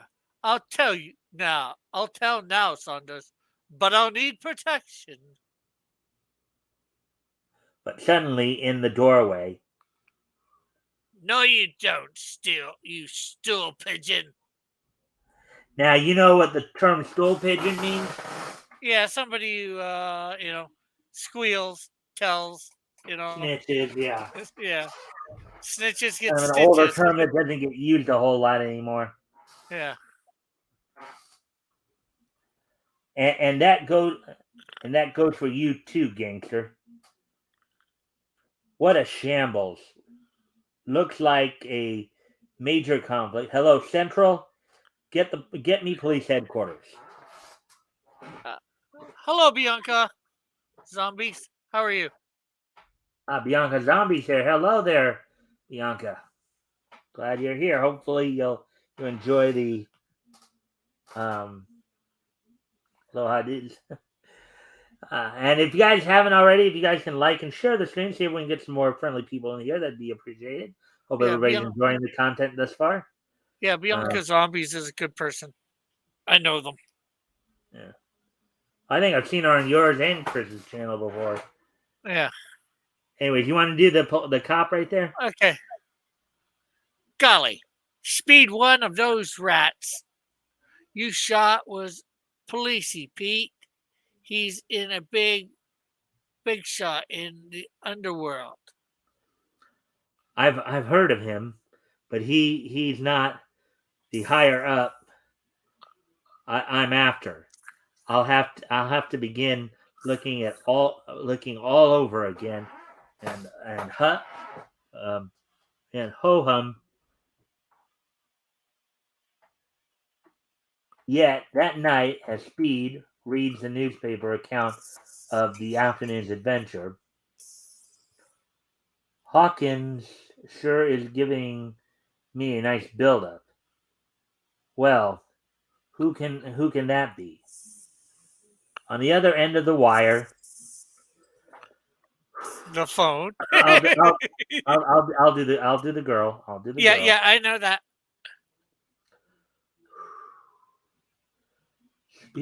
Speed Saunders. I see you bumped Policy Pete off. Well, I was his mole. I'd like to spill a few things about him to you. Can you come over? Sure, I'll be waiting. Policy's mole, huh? Seems to me she might have no reason to help me but to get revenge for Pete. I think I'll see Lieutenant Gregory first.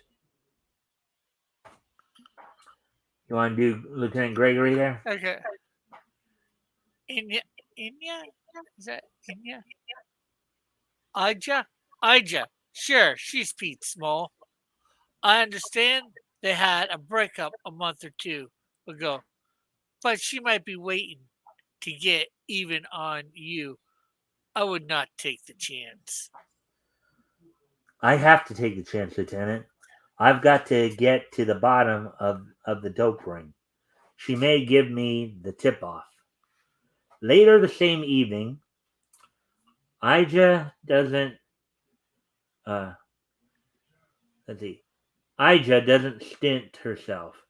This certainly is a swell layout. That means she's collecting from one of the bigwigs. Wow.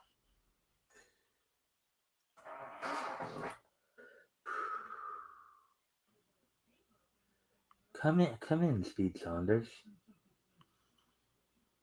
Come in, come in. I won't bite you. Oh, look.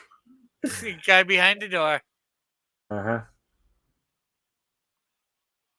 Worried worried by the instinct of the fighting man, Speed Saunders um No, uh, speed speed senses. senses speed senses danger, and Hawkins turns to flee. Whoa! Oh, you're Hawkins. Okay. Get away, Inga. Beat it. The publisher makes good his escape. Die, die, Copper. But Speed is faster on the draw and knocks a gun out of the girl's hand. Who was the boyfriend in ya? Was he the brains behind the dope racket? What was I getting too hot for comfort? My wrist. Oh, my wrist. On the apartment roof.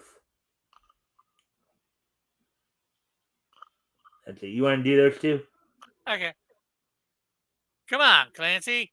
Didn't you hear those shots? Let's go downstairs. I'm not moving. We were told to stay here. Look.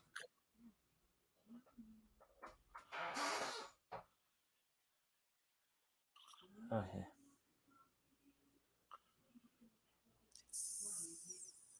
Escaping. All right. Okay.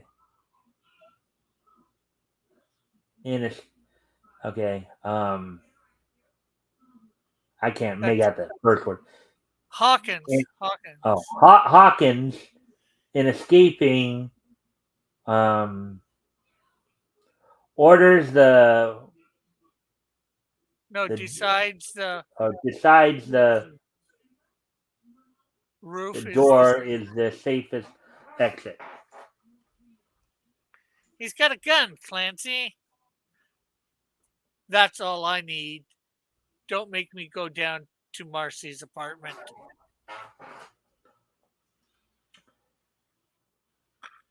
You you got a wait. You got him, huh? Nice work, boys. Tell Lieutenant Gregory downstairs to come up and arrest Hawkins for the brains of the dope ring. An interesting way to say that for the brain for I guess that should be for being the brains of the dope ring. Yeah. Don't you think?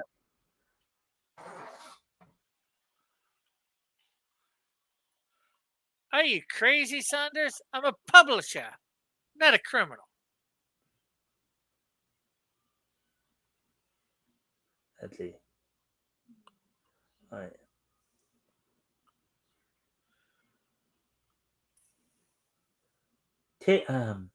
Taking a run out powder on me. I'm a Marcy. I'll show you. I'm turning state's evidence against you and your crowd. You'll get yours, you traitor. Made desperate, Hawkins attempts the impossible. You want to do the cop right there? Don't move, Hawkins, or I'll let you have it. Oh, that I think was Lieutenant. I was having you do Lieutenant Gregory anyways. I think that was him. Hawkins has been in this dope business for years. His newspapers were a bluff. He called me in to get rid of Policy Pete because he wanted to he wanted complete control of the dope racket. He was a little bit too clever for his own good. The end. And there's Buck Marshall. We'll go down to Crimson Avenger. And a quicker story, at least only 6 pages. Yeah. We're only at like 10:40 now, so that one did not take nowhere near as long. Yeah. Plus, I don't think I went off on too many commentaries. Tangents. Huh? Yeah. But well, I didn't go off on too many tangents. All right, so Crimson Avenger here. who was another Now, legendary. Oh, go ahead. I was just gonna say this reminds me either of Zorro or the Shadow. Hmm. The look, Well, anyways. I mean, yeah, I mean, you also had the Green Hornet. You had and Yeah, who just early on, one of the first appearance of Blue Beetle. You know, yeah. so the Crimson Avenger by Jim Chambers.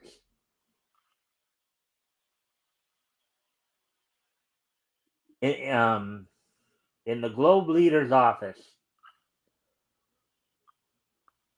Holy, holy shocks! The Bagillion Ruby has been stolen, and the insurance company suspects Lara Fay, the owner. Come in.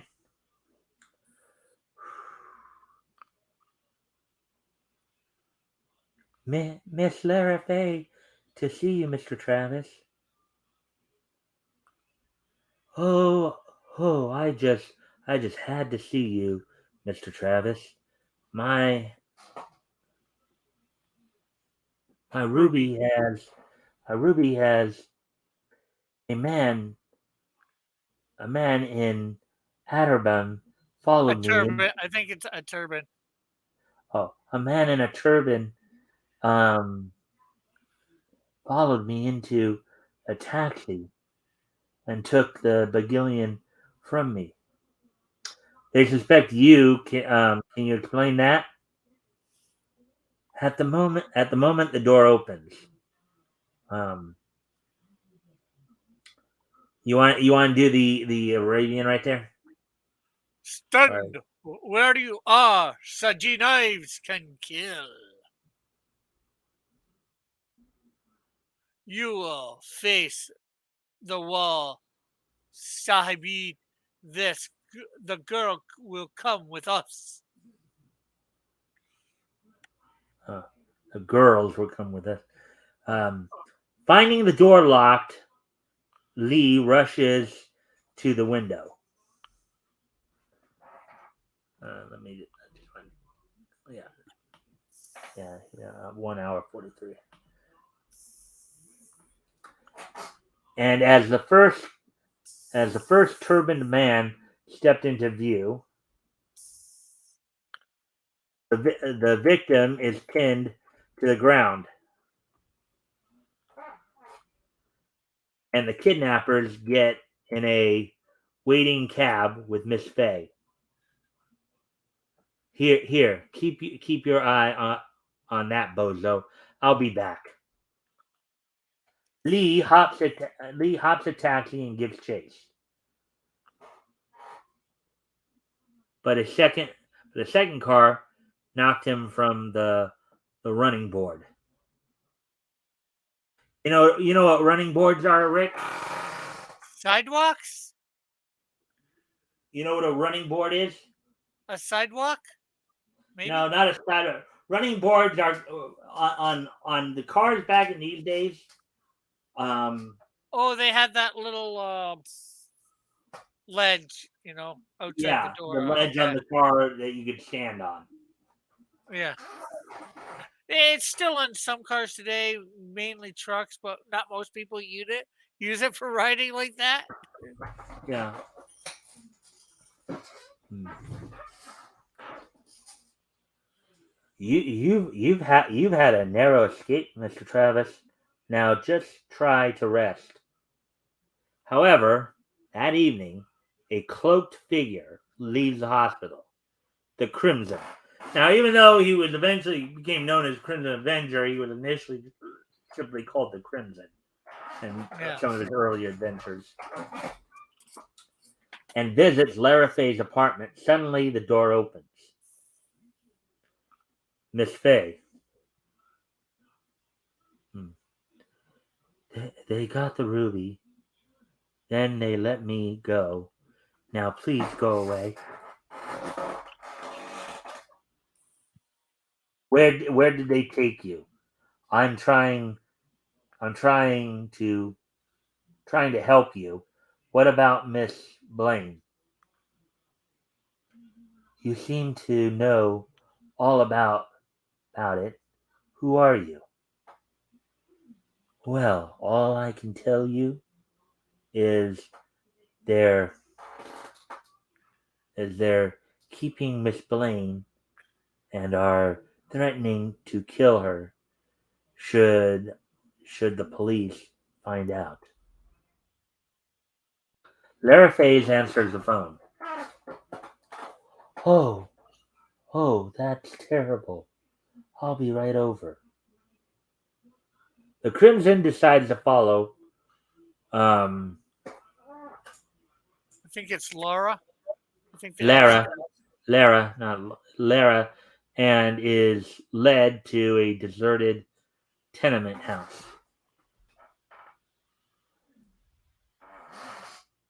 After crawling through the cellar window, he proceeds to the third floor where Lift, you want to do the bad guy there? lift 'em, punk. A quick shot drops the man, but a door opens. Get him in.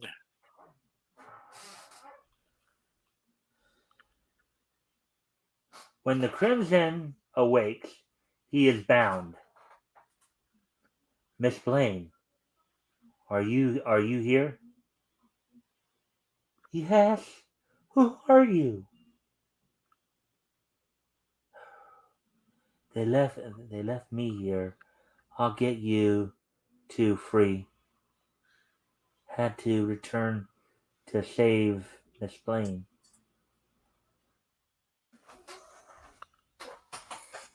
The Crimson picks up the turbans the men left and sprinkles a gray powder into each.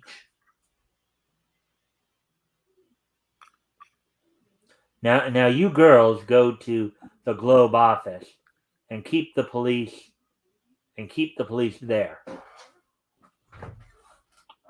So he's basically telling them to go back to the Globe office for to have sanctuary there. Sounds like Yeah. at the rear of the house, um, the cry or the Crimson um, keeps taps or Crimson leaps taps the telephone wire to call 3 doctors. He is soon speeding over the back fence toward one doctor's office and arrives just in time to see 3 men come out. Clinging to the back of their car, Crimson is determined not to lose them. The car stops at the waterfront and the 3 walk toward a small boat. Crimson follows at a safe distance. You want to do the bad guy there? Got him. This time you die. Or you die. The Crimson fights furiously, but is soon overpowered and thrown into the car.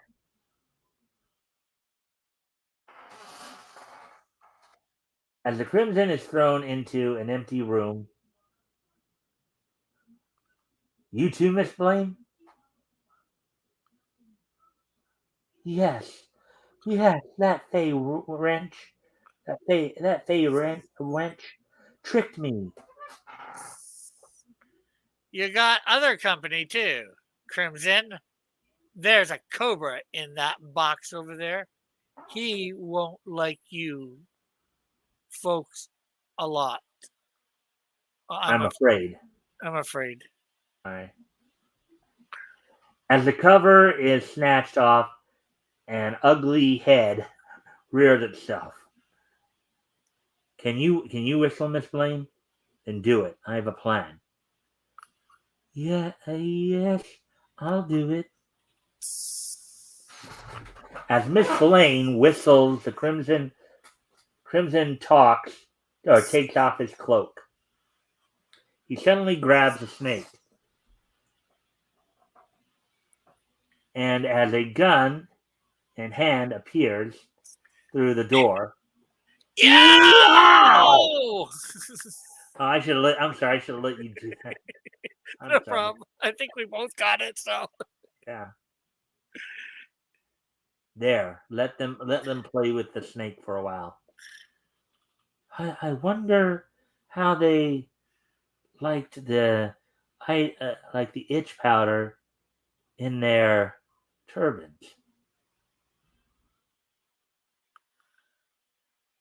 As the wail of sirens is heard outside, the Crimson leaps from the window.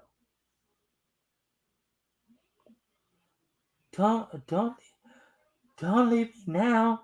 No. The police are here. You're safe, but I'm not. Don't miss the next thrilling case um to the to to be be solved. to be solved by the Crimson Avenger. So there we go with that one. So anyways, this yeah, let's take a quick. Oh, look at that. Ooh, racy for that time. A girl sprawled out on the bed like that.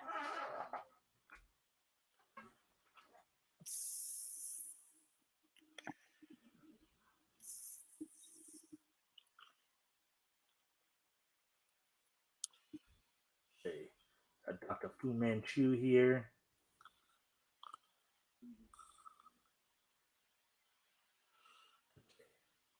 Fu Manchu. Stamp detective. Cosmo, the Phantom of Disguise. We're just, giving you guys a chance to see the rest of the, even though we're done all of it. And then Slam Bradley here. He's just gonna slam you, man. Slam you. Slam. My Shorty Morgan voice there. Slam. Bam. No, thank you, ma'am. And Slam was another major feature in this book. He had like 12 or 13 pages usually attributed to him, or given to him throughout that time. So, anyways, let's get ready to go over to All American now and get caught up with Hop and Squibbly.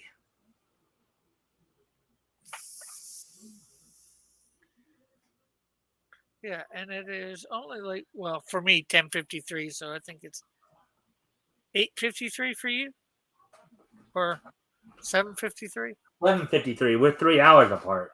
Yeah, So we're coming up on the 2 hour mark here. Then. yeah.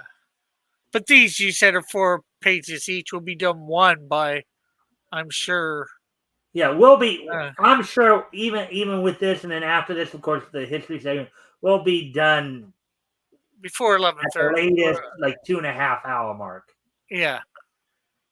So probably be around that. Once they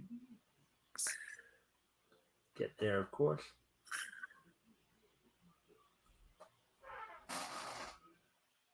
Yeah, that's.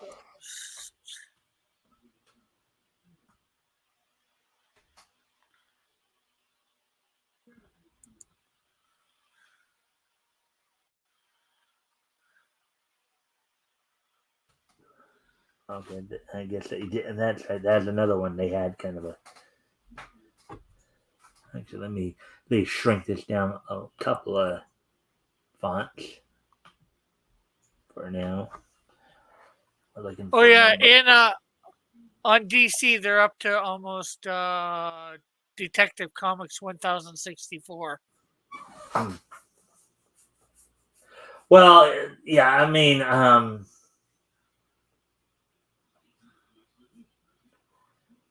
yeah, well, I don't know if that's volume 1 though or not. Yeah, well, it'd be part of volume 1. They would have went back to it to do the 1,000. Because one of the things I've also heard too, though, like one of the other things I saw, with one of the titles, I think it might have been at when they with volume 2 of Action Comics, one of the things they did was that they were going in normal order, and then all of a sudden they jumped from like I think it was something like I don't know issue 50 or something like that to like issue 500 or something like that. They've done stuff like that before too. So that truly Yeah. the 1000th issue. In this issue, Squibbly starts a new adventure. There's All American Comics #4, cover date July, of course. It went on sale in May. There's Red Run, Blue. Let's see, Hop Harrigan, Saludins, Alan, Ted, Bobby Thatcher, Mud and Jeff. Of course, we said we're Skippy and Webster. So, All American Champs. Now I know the two stories that we're reading in this are way down there. Well, yeah. Yeah. Johnny Vandermeer, who's a very famous baseball player. And normally I would read some of those side articles a little bit more, but again, since we're already getting to the 2-hour mark, we want to make sure we get to the stories in a timely manner too. Hunt and Jeff by Bud Fisher. Regular Fellas by George Byrne. Daisy Bell and Webster Trapped by Edwin Alger. In the red and white colors, Ben's Arrest. Charge Withdrawn. Strange Intention. Ripley's Believe It or Not by Robert L. Ripley. Believe it or not, before this is a TV show, this was a comic strip or a comic feature. Skippy, Bug Lugs, Real Magics, and look at how bright the colors are here. Notice that, Rick? Yeah, it's. I think it's This scan was a lot better than the others we were doing. Yeah, or it might have been enhanced after it was scanned. Tippy, Toonsville, folks. There we go. Here's Hop Harrigan. All right.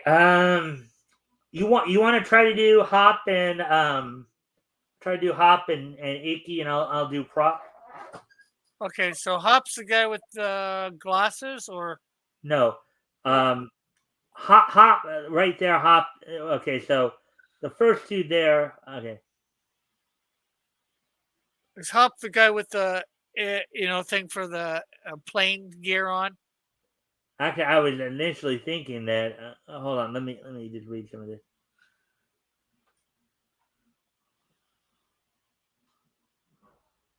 Okay, the blonde-haired kid right there. That's Hop. The guy in the pilot's gear is Mr. Mr. Wash. His props right there. Are you sure that's him? Yeah, I'm sure it's him. Because the guy with the aerial stuff says Hop, you, and Inky. Yeah, well, I'm reading that too, and so what's the idea? Okay, so the blonde-haired kid goes, "What's the idea of the artillery, Mr. Wash?" Which is Prop's last name, and then the guy with the pilot's gear on is, "I'm flying some mail this afternoon. Male pilots are required to be armed. Say Hop." Okay, you get it now? Okay. And then I'll also do the guy in the blue suit there as well, older guy. So, okay, so go ahead and I'll give you a chance to do Hop here. Hop and. Okay. What's the idea? What's the idea of artillery, Mr. Wash? Okay, Rick, to kind of give you a little guidance here. Yeah. Hop is at this point in his life, he's approximately 14 years old here. Yeah, I was trying to do a younger voice. Yeah, so I just wanted to give you that little tidbit so you'd understand that he's a younger kid. He's probably, I'm guessing, around this point in time he was like about 14. Yeah, So yeah. I I was don't know. like I said, I was trying to do a younger voice for Yeah, the blonde guy, yeah, and we got Jason Myers here yeah. too. He's gonna probably be asking some random. Hey, Jason. Okay, so uh, what's the idea of the artillery, Mister Wash? Uh, uh, uh, I'm flying. I'm flying some mail this afternoon. Air Okay, Airmail pilots. remember I said I was gonna do Mr. Walsh. I was gonna let Oh, you okay, okay, do Hop and Icky if Icky okay, does show up in the story here. okay. I'm Okay. not sure of all who's the characters. I thought you were saying there were two characters in that frame. So Okay. No, okay. my bad. Right now, you focus on Hop, and then if Icky shows up, I'll let you know who Icky is, and I'll have you do him as well. Okay, Um, Icky Tinker is, of course, is the mechanic. So, anyways, um, I'm flying some mail this afternoon. Airmail pilots are required to be armed. Say, Hop, you and Icky better get some flying time while I'm away. Wash, this is a special consignment. It's got to go through. You'll hit some dirty weather over these mountains. So be especially careful. Okay, now Icky's the guy with the red head there. Um, and in this case, now you got Hop and Icky right there in that panel. okay. Come on, Inky. Let's go up now. Prop wash has been gone a couple hours already. Wait, wait. Hops, something's wrong. Oh, and then it's prop on the radio calling the airport. Um, he can send all right, but he's not receiving at all. All right. Oh yeah, I'm doing proper. Answer. Answer. Ice is forming on the wings. I'm lost in a heavy storm over mountains. Answer, so I can get my bearings. What's the matter with you guys? He don't get us at all. Say his signals are growing fainter. His radio's dead. I've called I've called everywhere. No one's heard him. He must be down in the mountains. Calling Prop Wash. Come in, Prop Wash. Oh, it's no use. Gosh, I hope he's safe. He must be in here somewhere. Just about here. Very bad country. Oh, we'll go find him. Wait. The storm can't be over yet. Uh, it will be by the time we get there. I hope. Oh, the ship's all fuel. Let's go. Hang on, Inky. We'll have to fly low. Gosh, it's all misty down there. It's clearing up. We're in the mountains now. Keep your eyes peeled. This dodging trees and rocks will sure keep us from growing too old. Oh, dead end! And Whoosh! look at how the plane is whirling about there. Yeah. And then like, Oh, hey, we're upside down.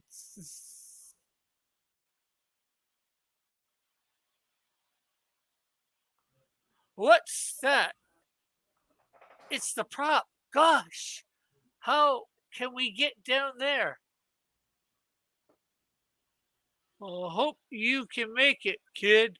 Let her ride. Trees, rocks, oh me, oh my. Oh, I can't look. Uh, we're down, Inky. Come on. Gosh, what a crash that was. Props hurt, but he's alive. Give me a hand. Wrap him in these blankets. Oh, he's delirious. He's mumbling. Now, pile the main. What's that? I can't see I because think of it's the supposed to be male. It's supposed to be mail male. I believe. mail bags in our plane.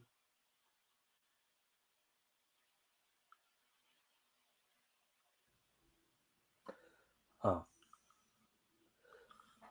thieves robbing the mail. I'm going to shoot you down. He's out of his head. Grab the gun. Gosh, I hate to do this.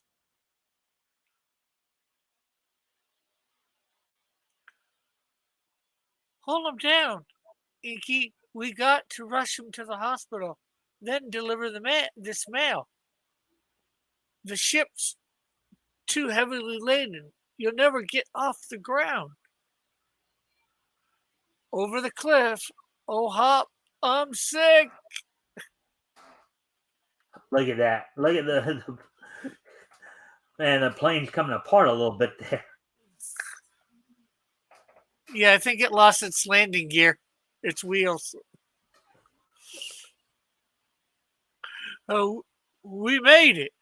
Yes, but part of the landing gear, Inky, the ship's Inky, fly the ship. I'm gonna clear off the wreckage. Better radio the airport ahead too. Okay, but if prop washes gets violent, goodbye all.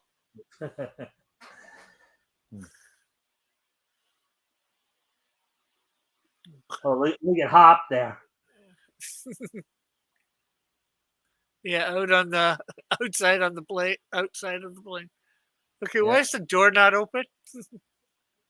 I Did he have no close the idea. door? Did he close the door behind him? I guess he did. Uh, uh, there's our goal ahead. I'll land the plane on its belly. I called the airport. They'll have an ambulance waiting for prop. Maybe I should get one ready for us too.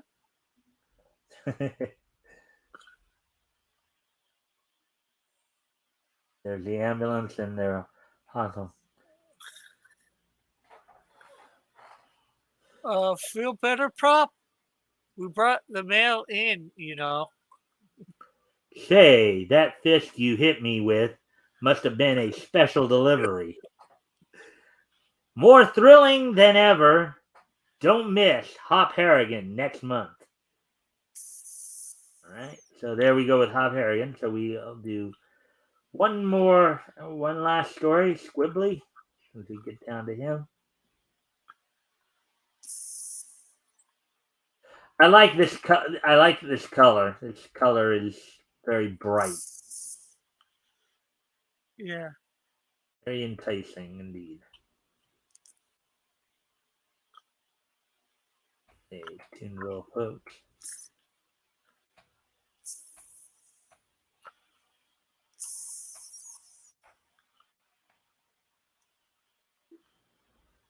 Believe it or not, I'm walking on air.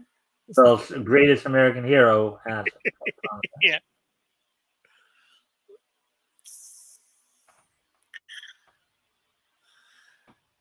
There we go. There's Squibbly. I showed him that. Why, Big Brothers Leave Home by Squibbly. Woohoo! I'm an Indian. Look at that. He scalped his brother. Squibbly is having dinner with his new friend Huey Hunkle.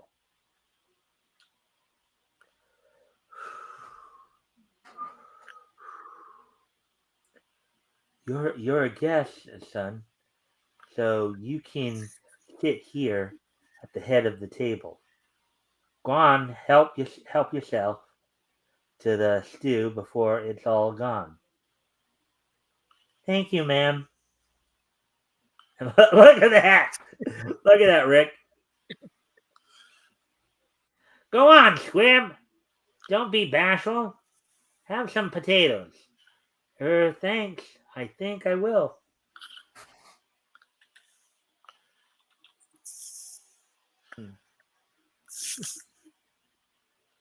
Come on, son. Are you digging in? Don't be afraid to help yourself. Go on. Grab some gravy for your potatoes. Look at Well, this. potato. I think the problem is that he doesn't want to grab into anything because he's afraid that his hand might get grabbed. What do you think there, Rick? Yeah, either that or he's just not fast enough. Yeah. As fast as everybody. There's They're used to. there's more thoughts here. Now, just one last piece of meat, and I'm gonna get it if I have to jump on it. Missed it. Matter with your friend, Huey? Ain't he got no appetite? Hey, psst, move over. Move the dog right there. Quibbly. My big brothers leave home. Boo! Oh, that'd be me, the boo. Trying to scare somebody. Oh.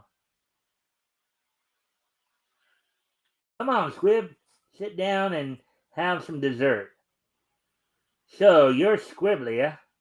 How's the back of your belly, kid? The back of my what?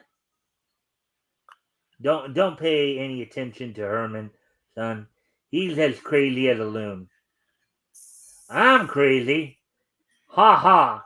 Say, Squib, if you want to see someone who's really crazy, get this monkey to show you some of his inventions. You leave my inventions out of this. All right. But I still can't forget the time you almost blew up the house with your gas engine vacuum cleaner. Gas engine vacuum cleaner. Wouldn't that be an interesting advancement in domestic technology? Hey there, That Rick. would, yeah, it would really go fast, I would think. Or it'd really suck a lot. Nice pun. Nice pun there, Rick. Suck a lot. Okay. Way to go, Rick, with the puns. I suppose I was very clever of it was very clever of you to pay um $800 for that racehorse that died of old age 10 minutes after you bought him. Don't get personal. Who's getting personal? You are. Oh. Looks like there's gonna be another one. Another what? Another fight. Another fight, you dope. Mom can smell him a mile away. Mom's got a trick that stops these fights before they start. Show him, Mom.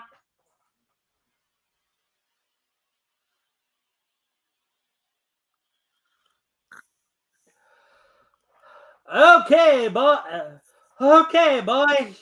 Which one of you helps me with the dishes tonight? Swish! See? Calm and quiet as a hospital zone. It always works. uh, and And something about his glasses. Why, big brothers leave home by Squibbly. Hey, look at me. I'm an Englishman. I say, old chappie, and all that sort of rot. Oh, I think she took one of the glass pieces out of his Yeah. glasses. Uh-huh. And look, there's Squibbly drawing the Hunkle family.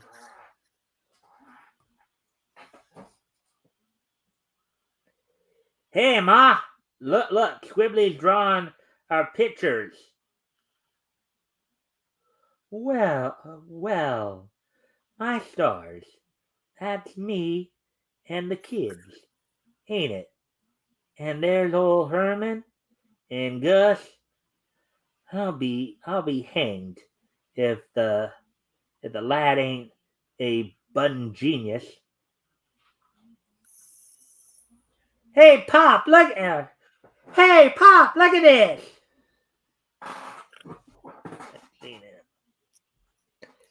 Say, so that's why they call you Squibbly, huh?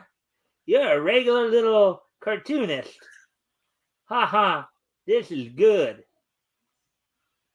Ain't he marvelous, Pop?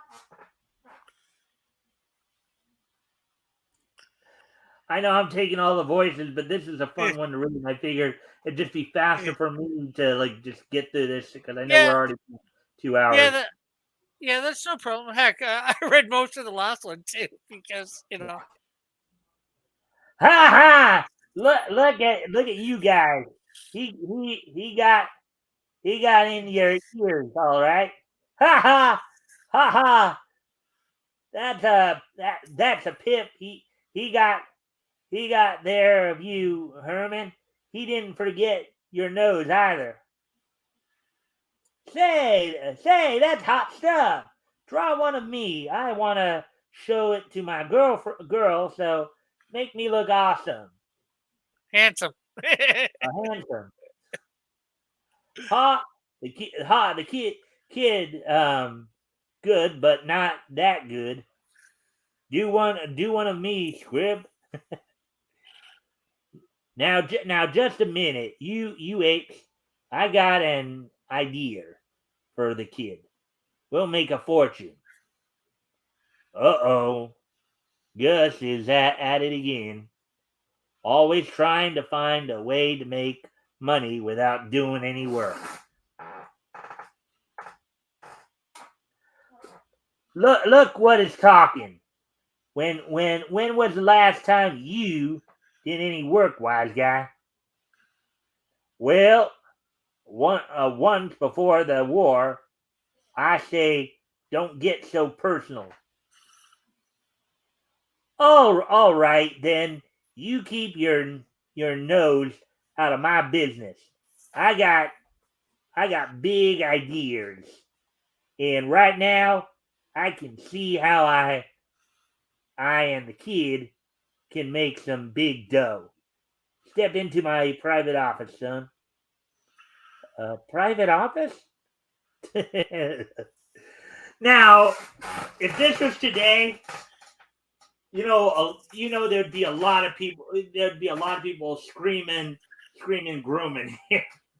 Yeah, Look what his private office is, a bathroom. and of course, people would assume that an unrelated adult to a kid, if they were to go into a private bathroom like that, a lot of people today would just be like, Yeah. Well, very this. personal. Well, I think this adult is related to him, but even with a No, he's related. not.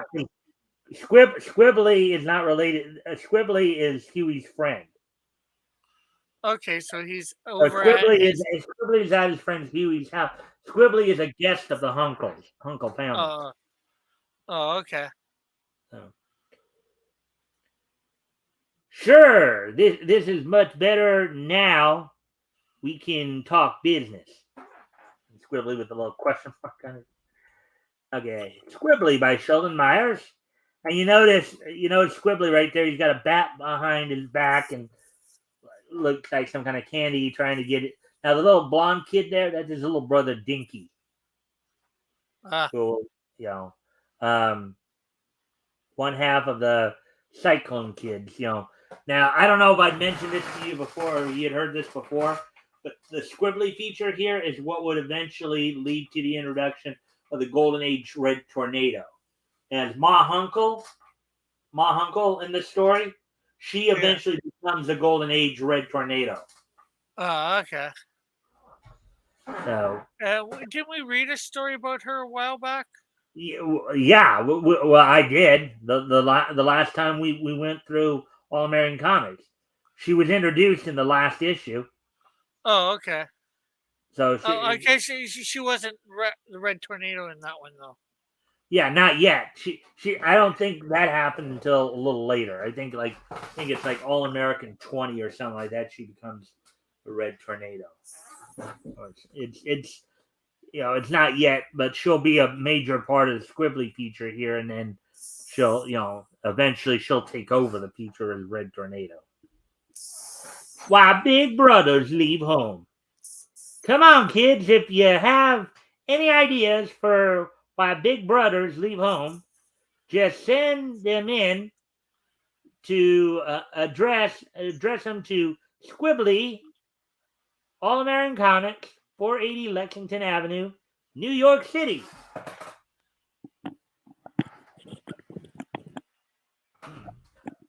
What's Gus doing in there with the kid? Oh boy. Oh, imagine what people would be thinking if that was asked today. Yeah. He's at it again. Another secret proposition that'll make millions listen. Oh boy. Obviously, we know it's a different context, but if people were reading that today, you know where they would be thinking that would be going. I'm telling you, kid, you got ability. What you need is the knowledge and experience of an older man. Like, oh God. Oh God. Again, the context was a lot different back then, and I don't think nobody was thinking what people today would be thinking. Yeah. Do I? Sure, with my brains and your ability, why, we could go far.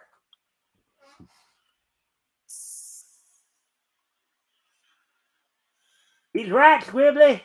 You don't know how far that guy can really get until you see him when his creditors are after him. Shut up out there. Never mind them. Never mind them nitwits. They wouldn't know a good idea if they fell over it. Well, what's your idea? I'm dying to hear it already. Well, it's an idea for a cartoon. This is the title. You don't have to believe it if you don't want to. You don't have to believe it if you don't want to. That's it. That's the title. Ain't it a pip? You see, the idea is to show in cartoon form all kinds of impossible oddities and stuff. But that's been done before. How about Ripley? It's kind of funny. Before I read that, that's exactly what I was thinking. Before I read Squibbly's response right there, Rick, that's exactly what I was pretty much thinking. Well, you already had that with Ripley. Yeah, it's just neat how they. I'm not sure whether the Ripley's in this one or just in Detective. Ripley was in this one. But it's like they're referring to a thing in their own magazine. What a way to advertise. Which is interesting too, because that's kind of the idea of that world building, kind of building that comics universe in a sense. Yeah. You know, yeah, but Ripley never had nothing like this. For instance, we show a pair of twins. One is 6 months old, the other is 42. Okay. Twins, one is 41 and a half years older. The other, that's impossible.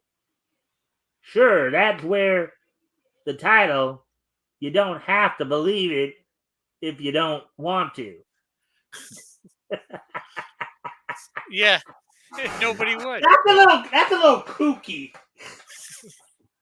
That's a little kooky right there. Would you No, agree? well, yeah, but it's just a thing for SJWs and all the woke crowd nowadays. It'd be the perfect comic for them. Yeah, They just would that buy distortion into something like that that. distortion of reality right there. Yeah. Wouldn't it be funny if this crazy idea of Gus really turned out to be a hit? Don't miss the next issue. Don't miss the next issue. Oh, there you go. Okay, so that's all the readings we're doing tonight. I hope By everybody enjoyed it. Lieutenant Richard Rick. With that. Yeah. The So, Wilds of anyways, Westwood. well, we're coming up on 2.5 hours here. We're at 2 hours 27 minutes. So we'll start to wrap up here. The last thing we'll do before we close things out, of course, is today being Friday, September 9th, 2022. Rick, do you know what time it is? It is 11:27. You took me too literally. Oh, it's neat history time. Right, you took me too literally there at first, my friend. Okay, yes, it's this day in Nietzsche history. So today being Friday, September 9th, 2022, let's go ahead and take a look back history here. Or what time is it? It's about that time. 2012, 82, 2012, 97, and 2012. Okay, so with all that, let's go ahead and take a look back at this day in Nietzsche history. History! And first off, we're going to go back 40 years ago today, as on this date, 40 years ago today, back in 1982, DC Comics would publish the first issue of a very short-lived comic, Masters of the Universe. This is, of course, based on the somewhat based on the cartoon He-Man. of the same name, He-Man and the Masters of the Universe. It sold for 60 cents and was 32 pages. To Wow, Tempt the God 60 is the name of the cents. story, written by Paul Kuppenberg, with George Tuska on penciling, inked by Alfredo de Alcala, Adam Kubert for the lettering, and Adrian Roy for the coloring. So on this date, back in 1982, 40 years ago today, DC Comics would release on the newsstands first issue of Masters of the Universe. Wow. Probably one of the first. I'm guessing that might be one of the first He-Man comics. In fact, Yeah. He-Man came Well, out. Go ahead. Well, it probably wouldn't be the first He-Man comic because the first ones would Oh be. wait, that's right.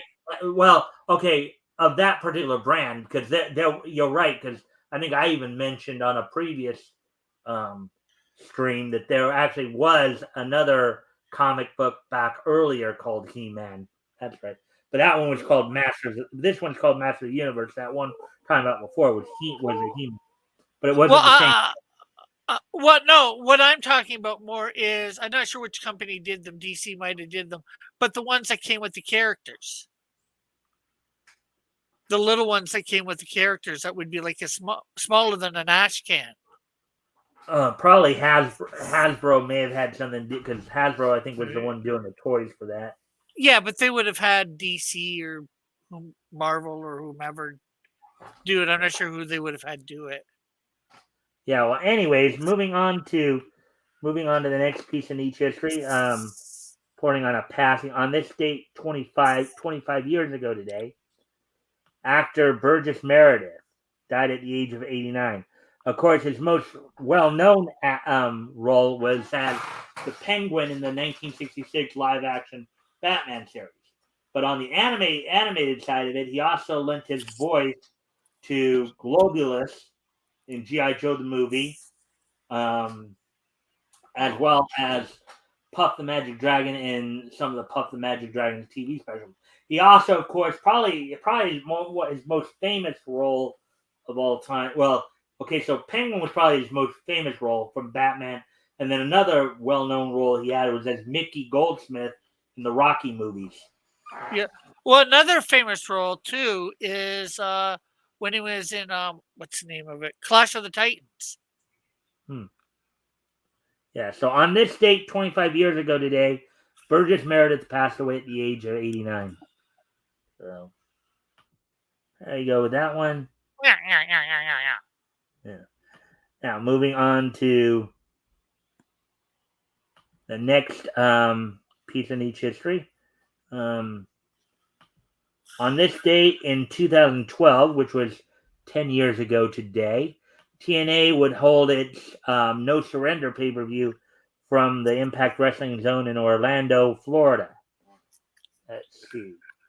The main event saw Jeff Hardy defeat Bully Ray in the 2012 Bound for Glory series final match. Also on the match, the World Tag Team Champions of the World, Christopher Daniels and Kazarian, would retain the TNA World Tag Team Championship over AJ Styles and Kurt Angle. Bob Van Dam defeated Magnus. Zema Ion retained the TNA X Division title over Sanjay Dutt.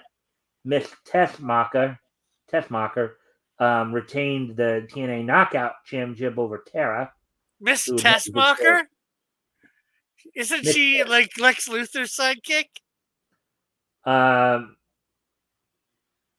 the movies? I don't. Maybe, but that wasn't the role they were playing. Yeah, I know. It's just was Tracy Brooks, I believe. Yeah, it's just an unusual coincidence. Yeah. Just like I don't think TNA is the best name for a wrestling association, or it could be, especially if it was all women. Well, okay, TNA. You know what TNA actually stood for?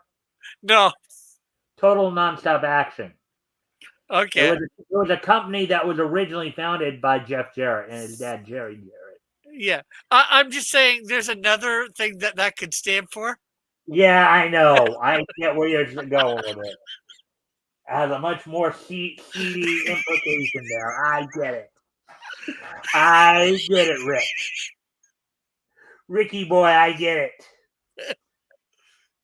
Anyway, well, 2012, and as I sometimes like to say, when we have multiple things in the same year, 2012 is just so nice that we're gonna hit it twice. Because also on this date in 2012, 10 years ago, today, I believe the anime Battle Spirit Sword Eyes premiered on this date on Nagoya TV back in 2012. So 10 years ago today, the Sunrise Studio produced anime Battle Spirit Sword Eyes premiered on this date back in 2012. So there we go with that. I thank everybody for being here. And I hope to see everybody back here on Monday. Rick, if you'll stick around for a few moments here. Yeah, of course. Anyways, guys, I hate it when this happens. Okay, Rick, I'm gonna close out for just a moment. I'll be right back. Okay, so Okay.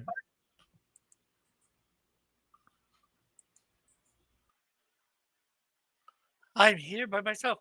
Hey, remember, if you haven't heard, we're live on Kickstarter. Double the action. This time, 2 books. Well, actually, technically, last time we had the Buckler Ashcan, but 2 cross comic books: Canadian Shield 2, Snowdrift 1, live on Kickstarter, in demand on Indiegogo. You can't do better, in my ever so humble opinion. All right, I'm back. Sorry, but so basically, what happens sometimes, happens is when I sometimes for whatever reason, I'm not even sure how I exactly do it, but sometimes like all of a sudden the screen might start to either enlarge or shrink without me really trying to do anything. I don't know if it's just how I'm holding the cursor or what, but just that. Yeah. So I had to clear out because it basically went large on me, and that's why I had to leave and come back. So anyway, well, guys, I thank you all for being here again. I hope to see everybody back here on Monday, and we're closing this out. So I will see you all later. Bye.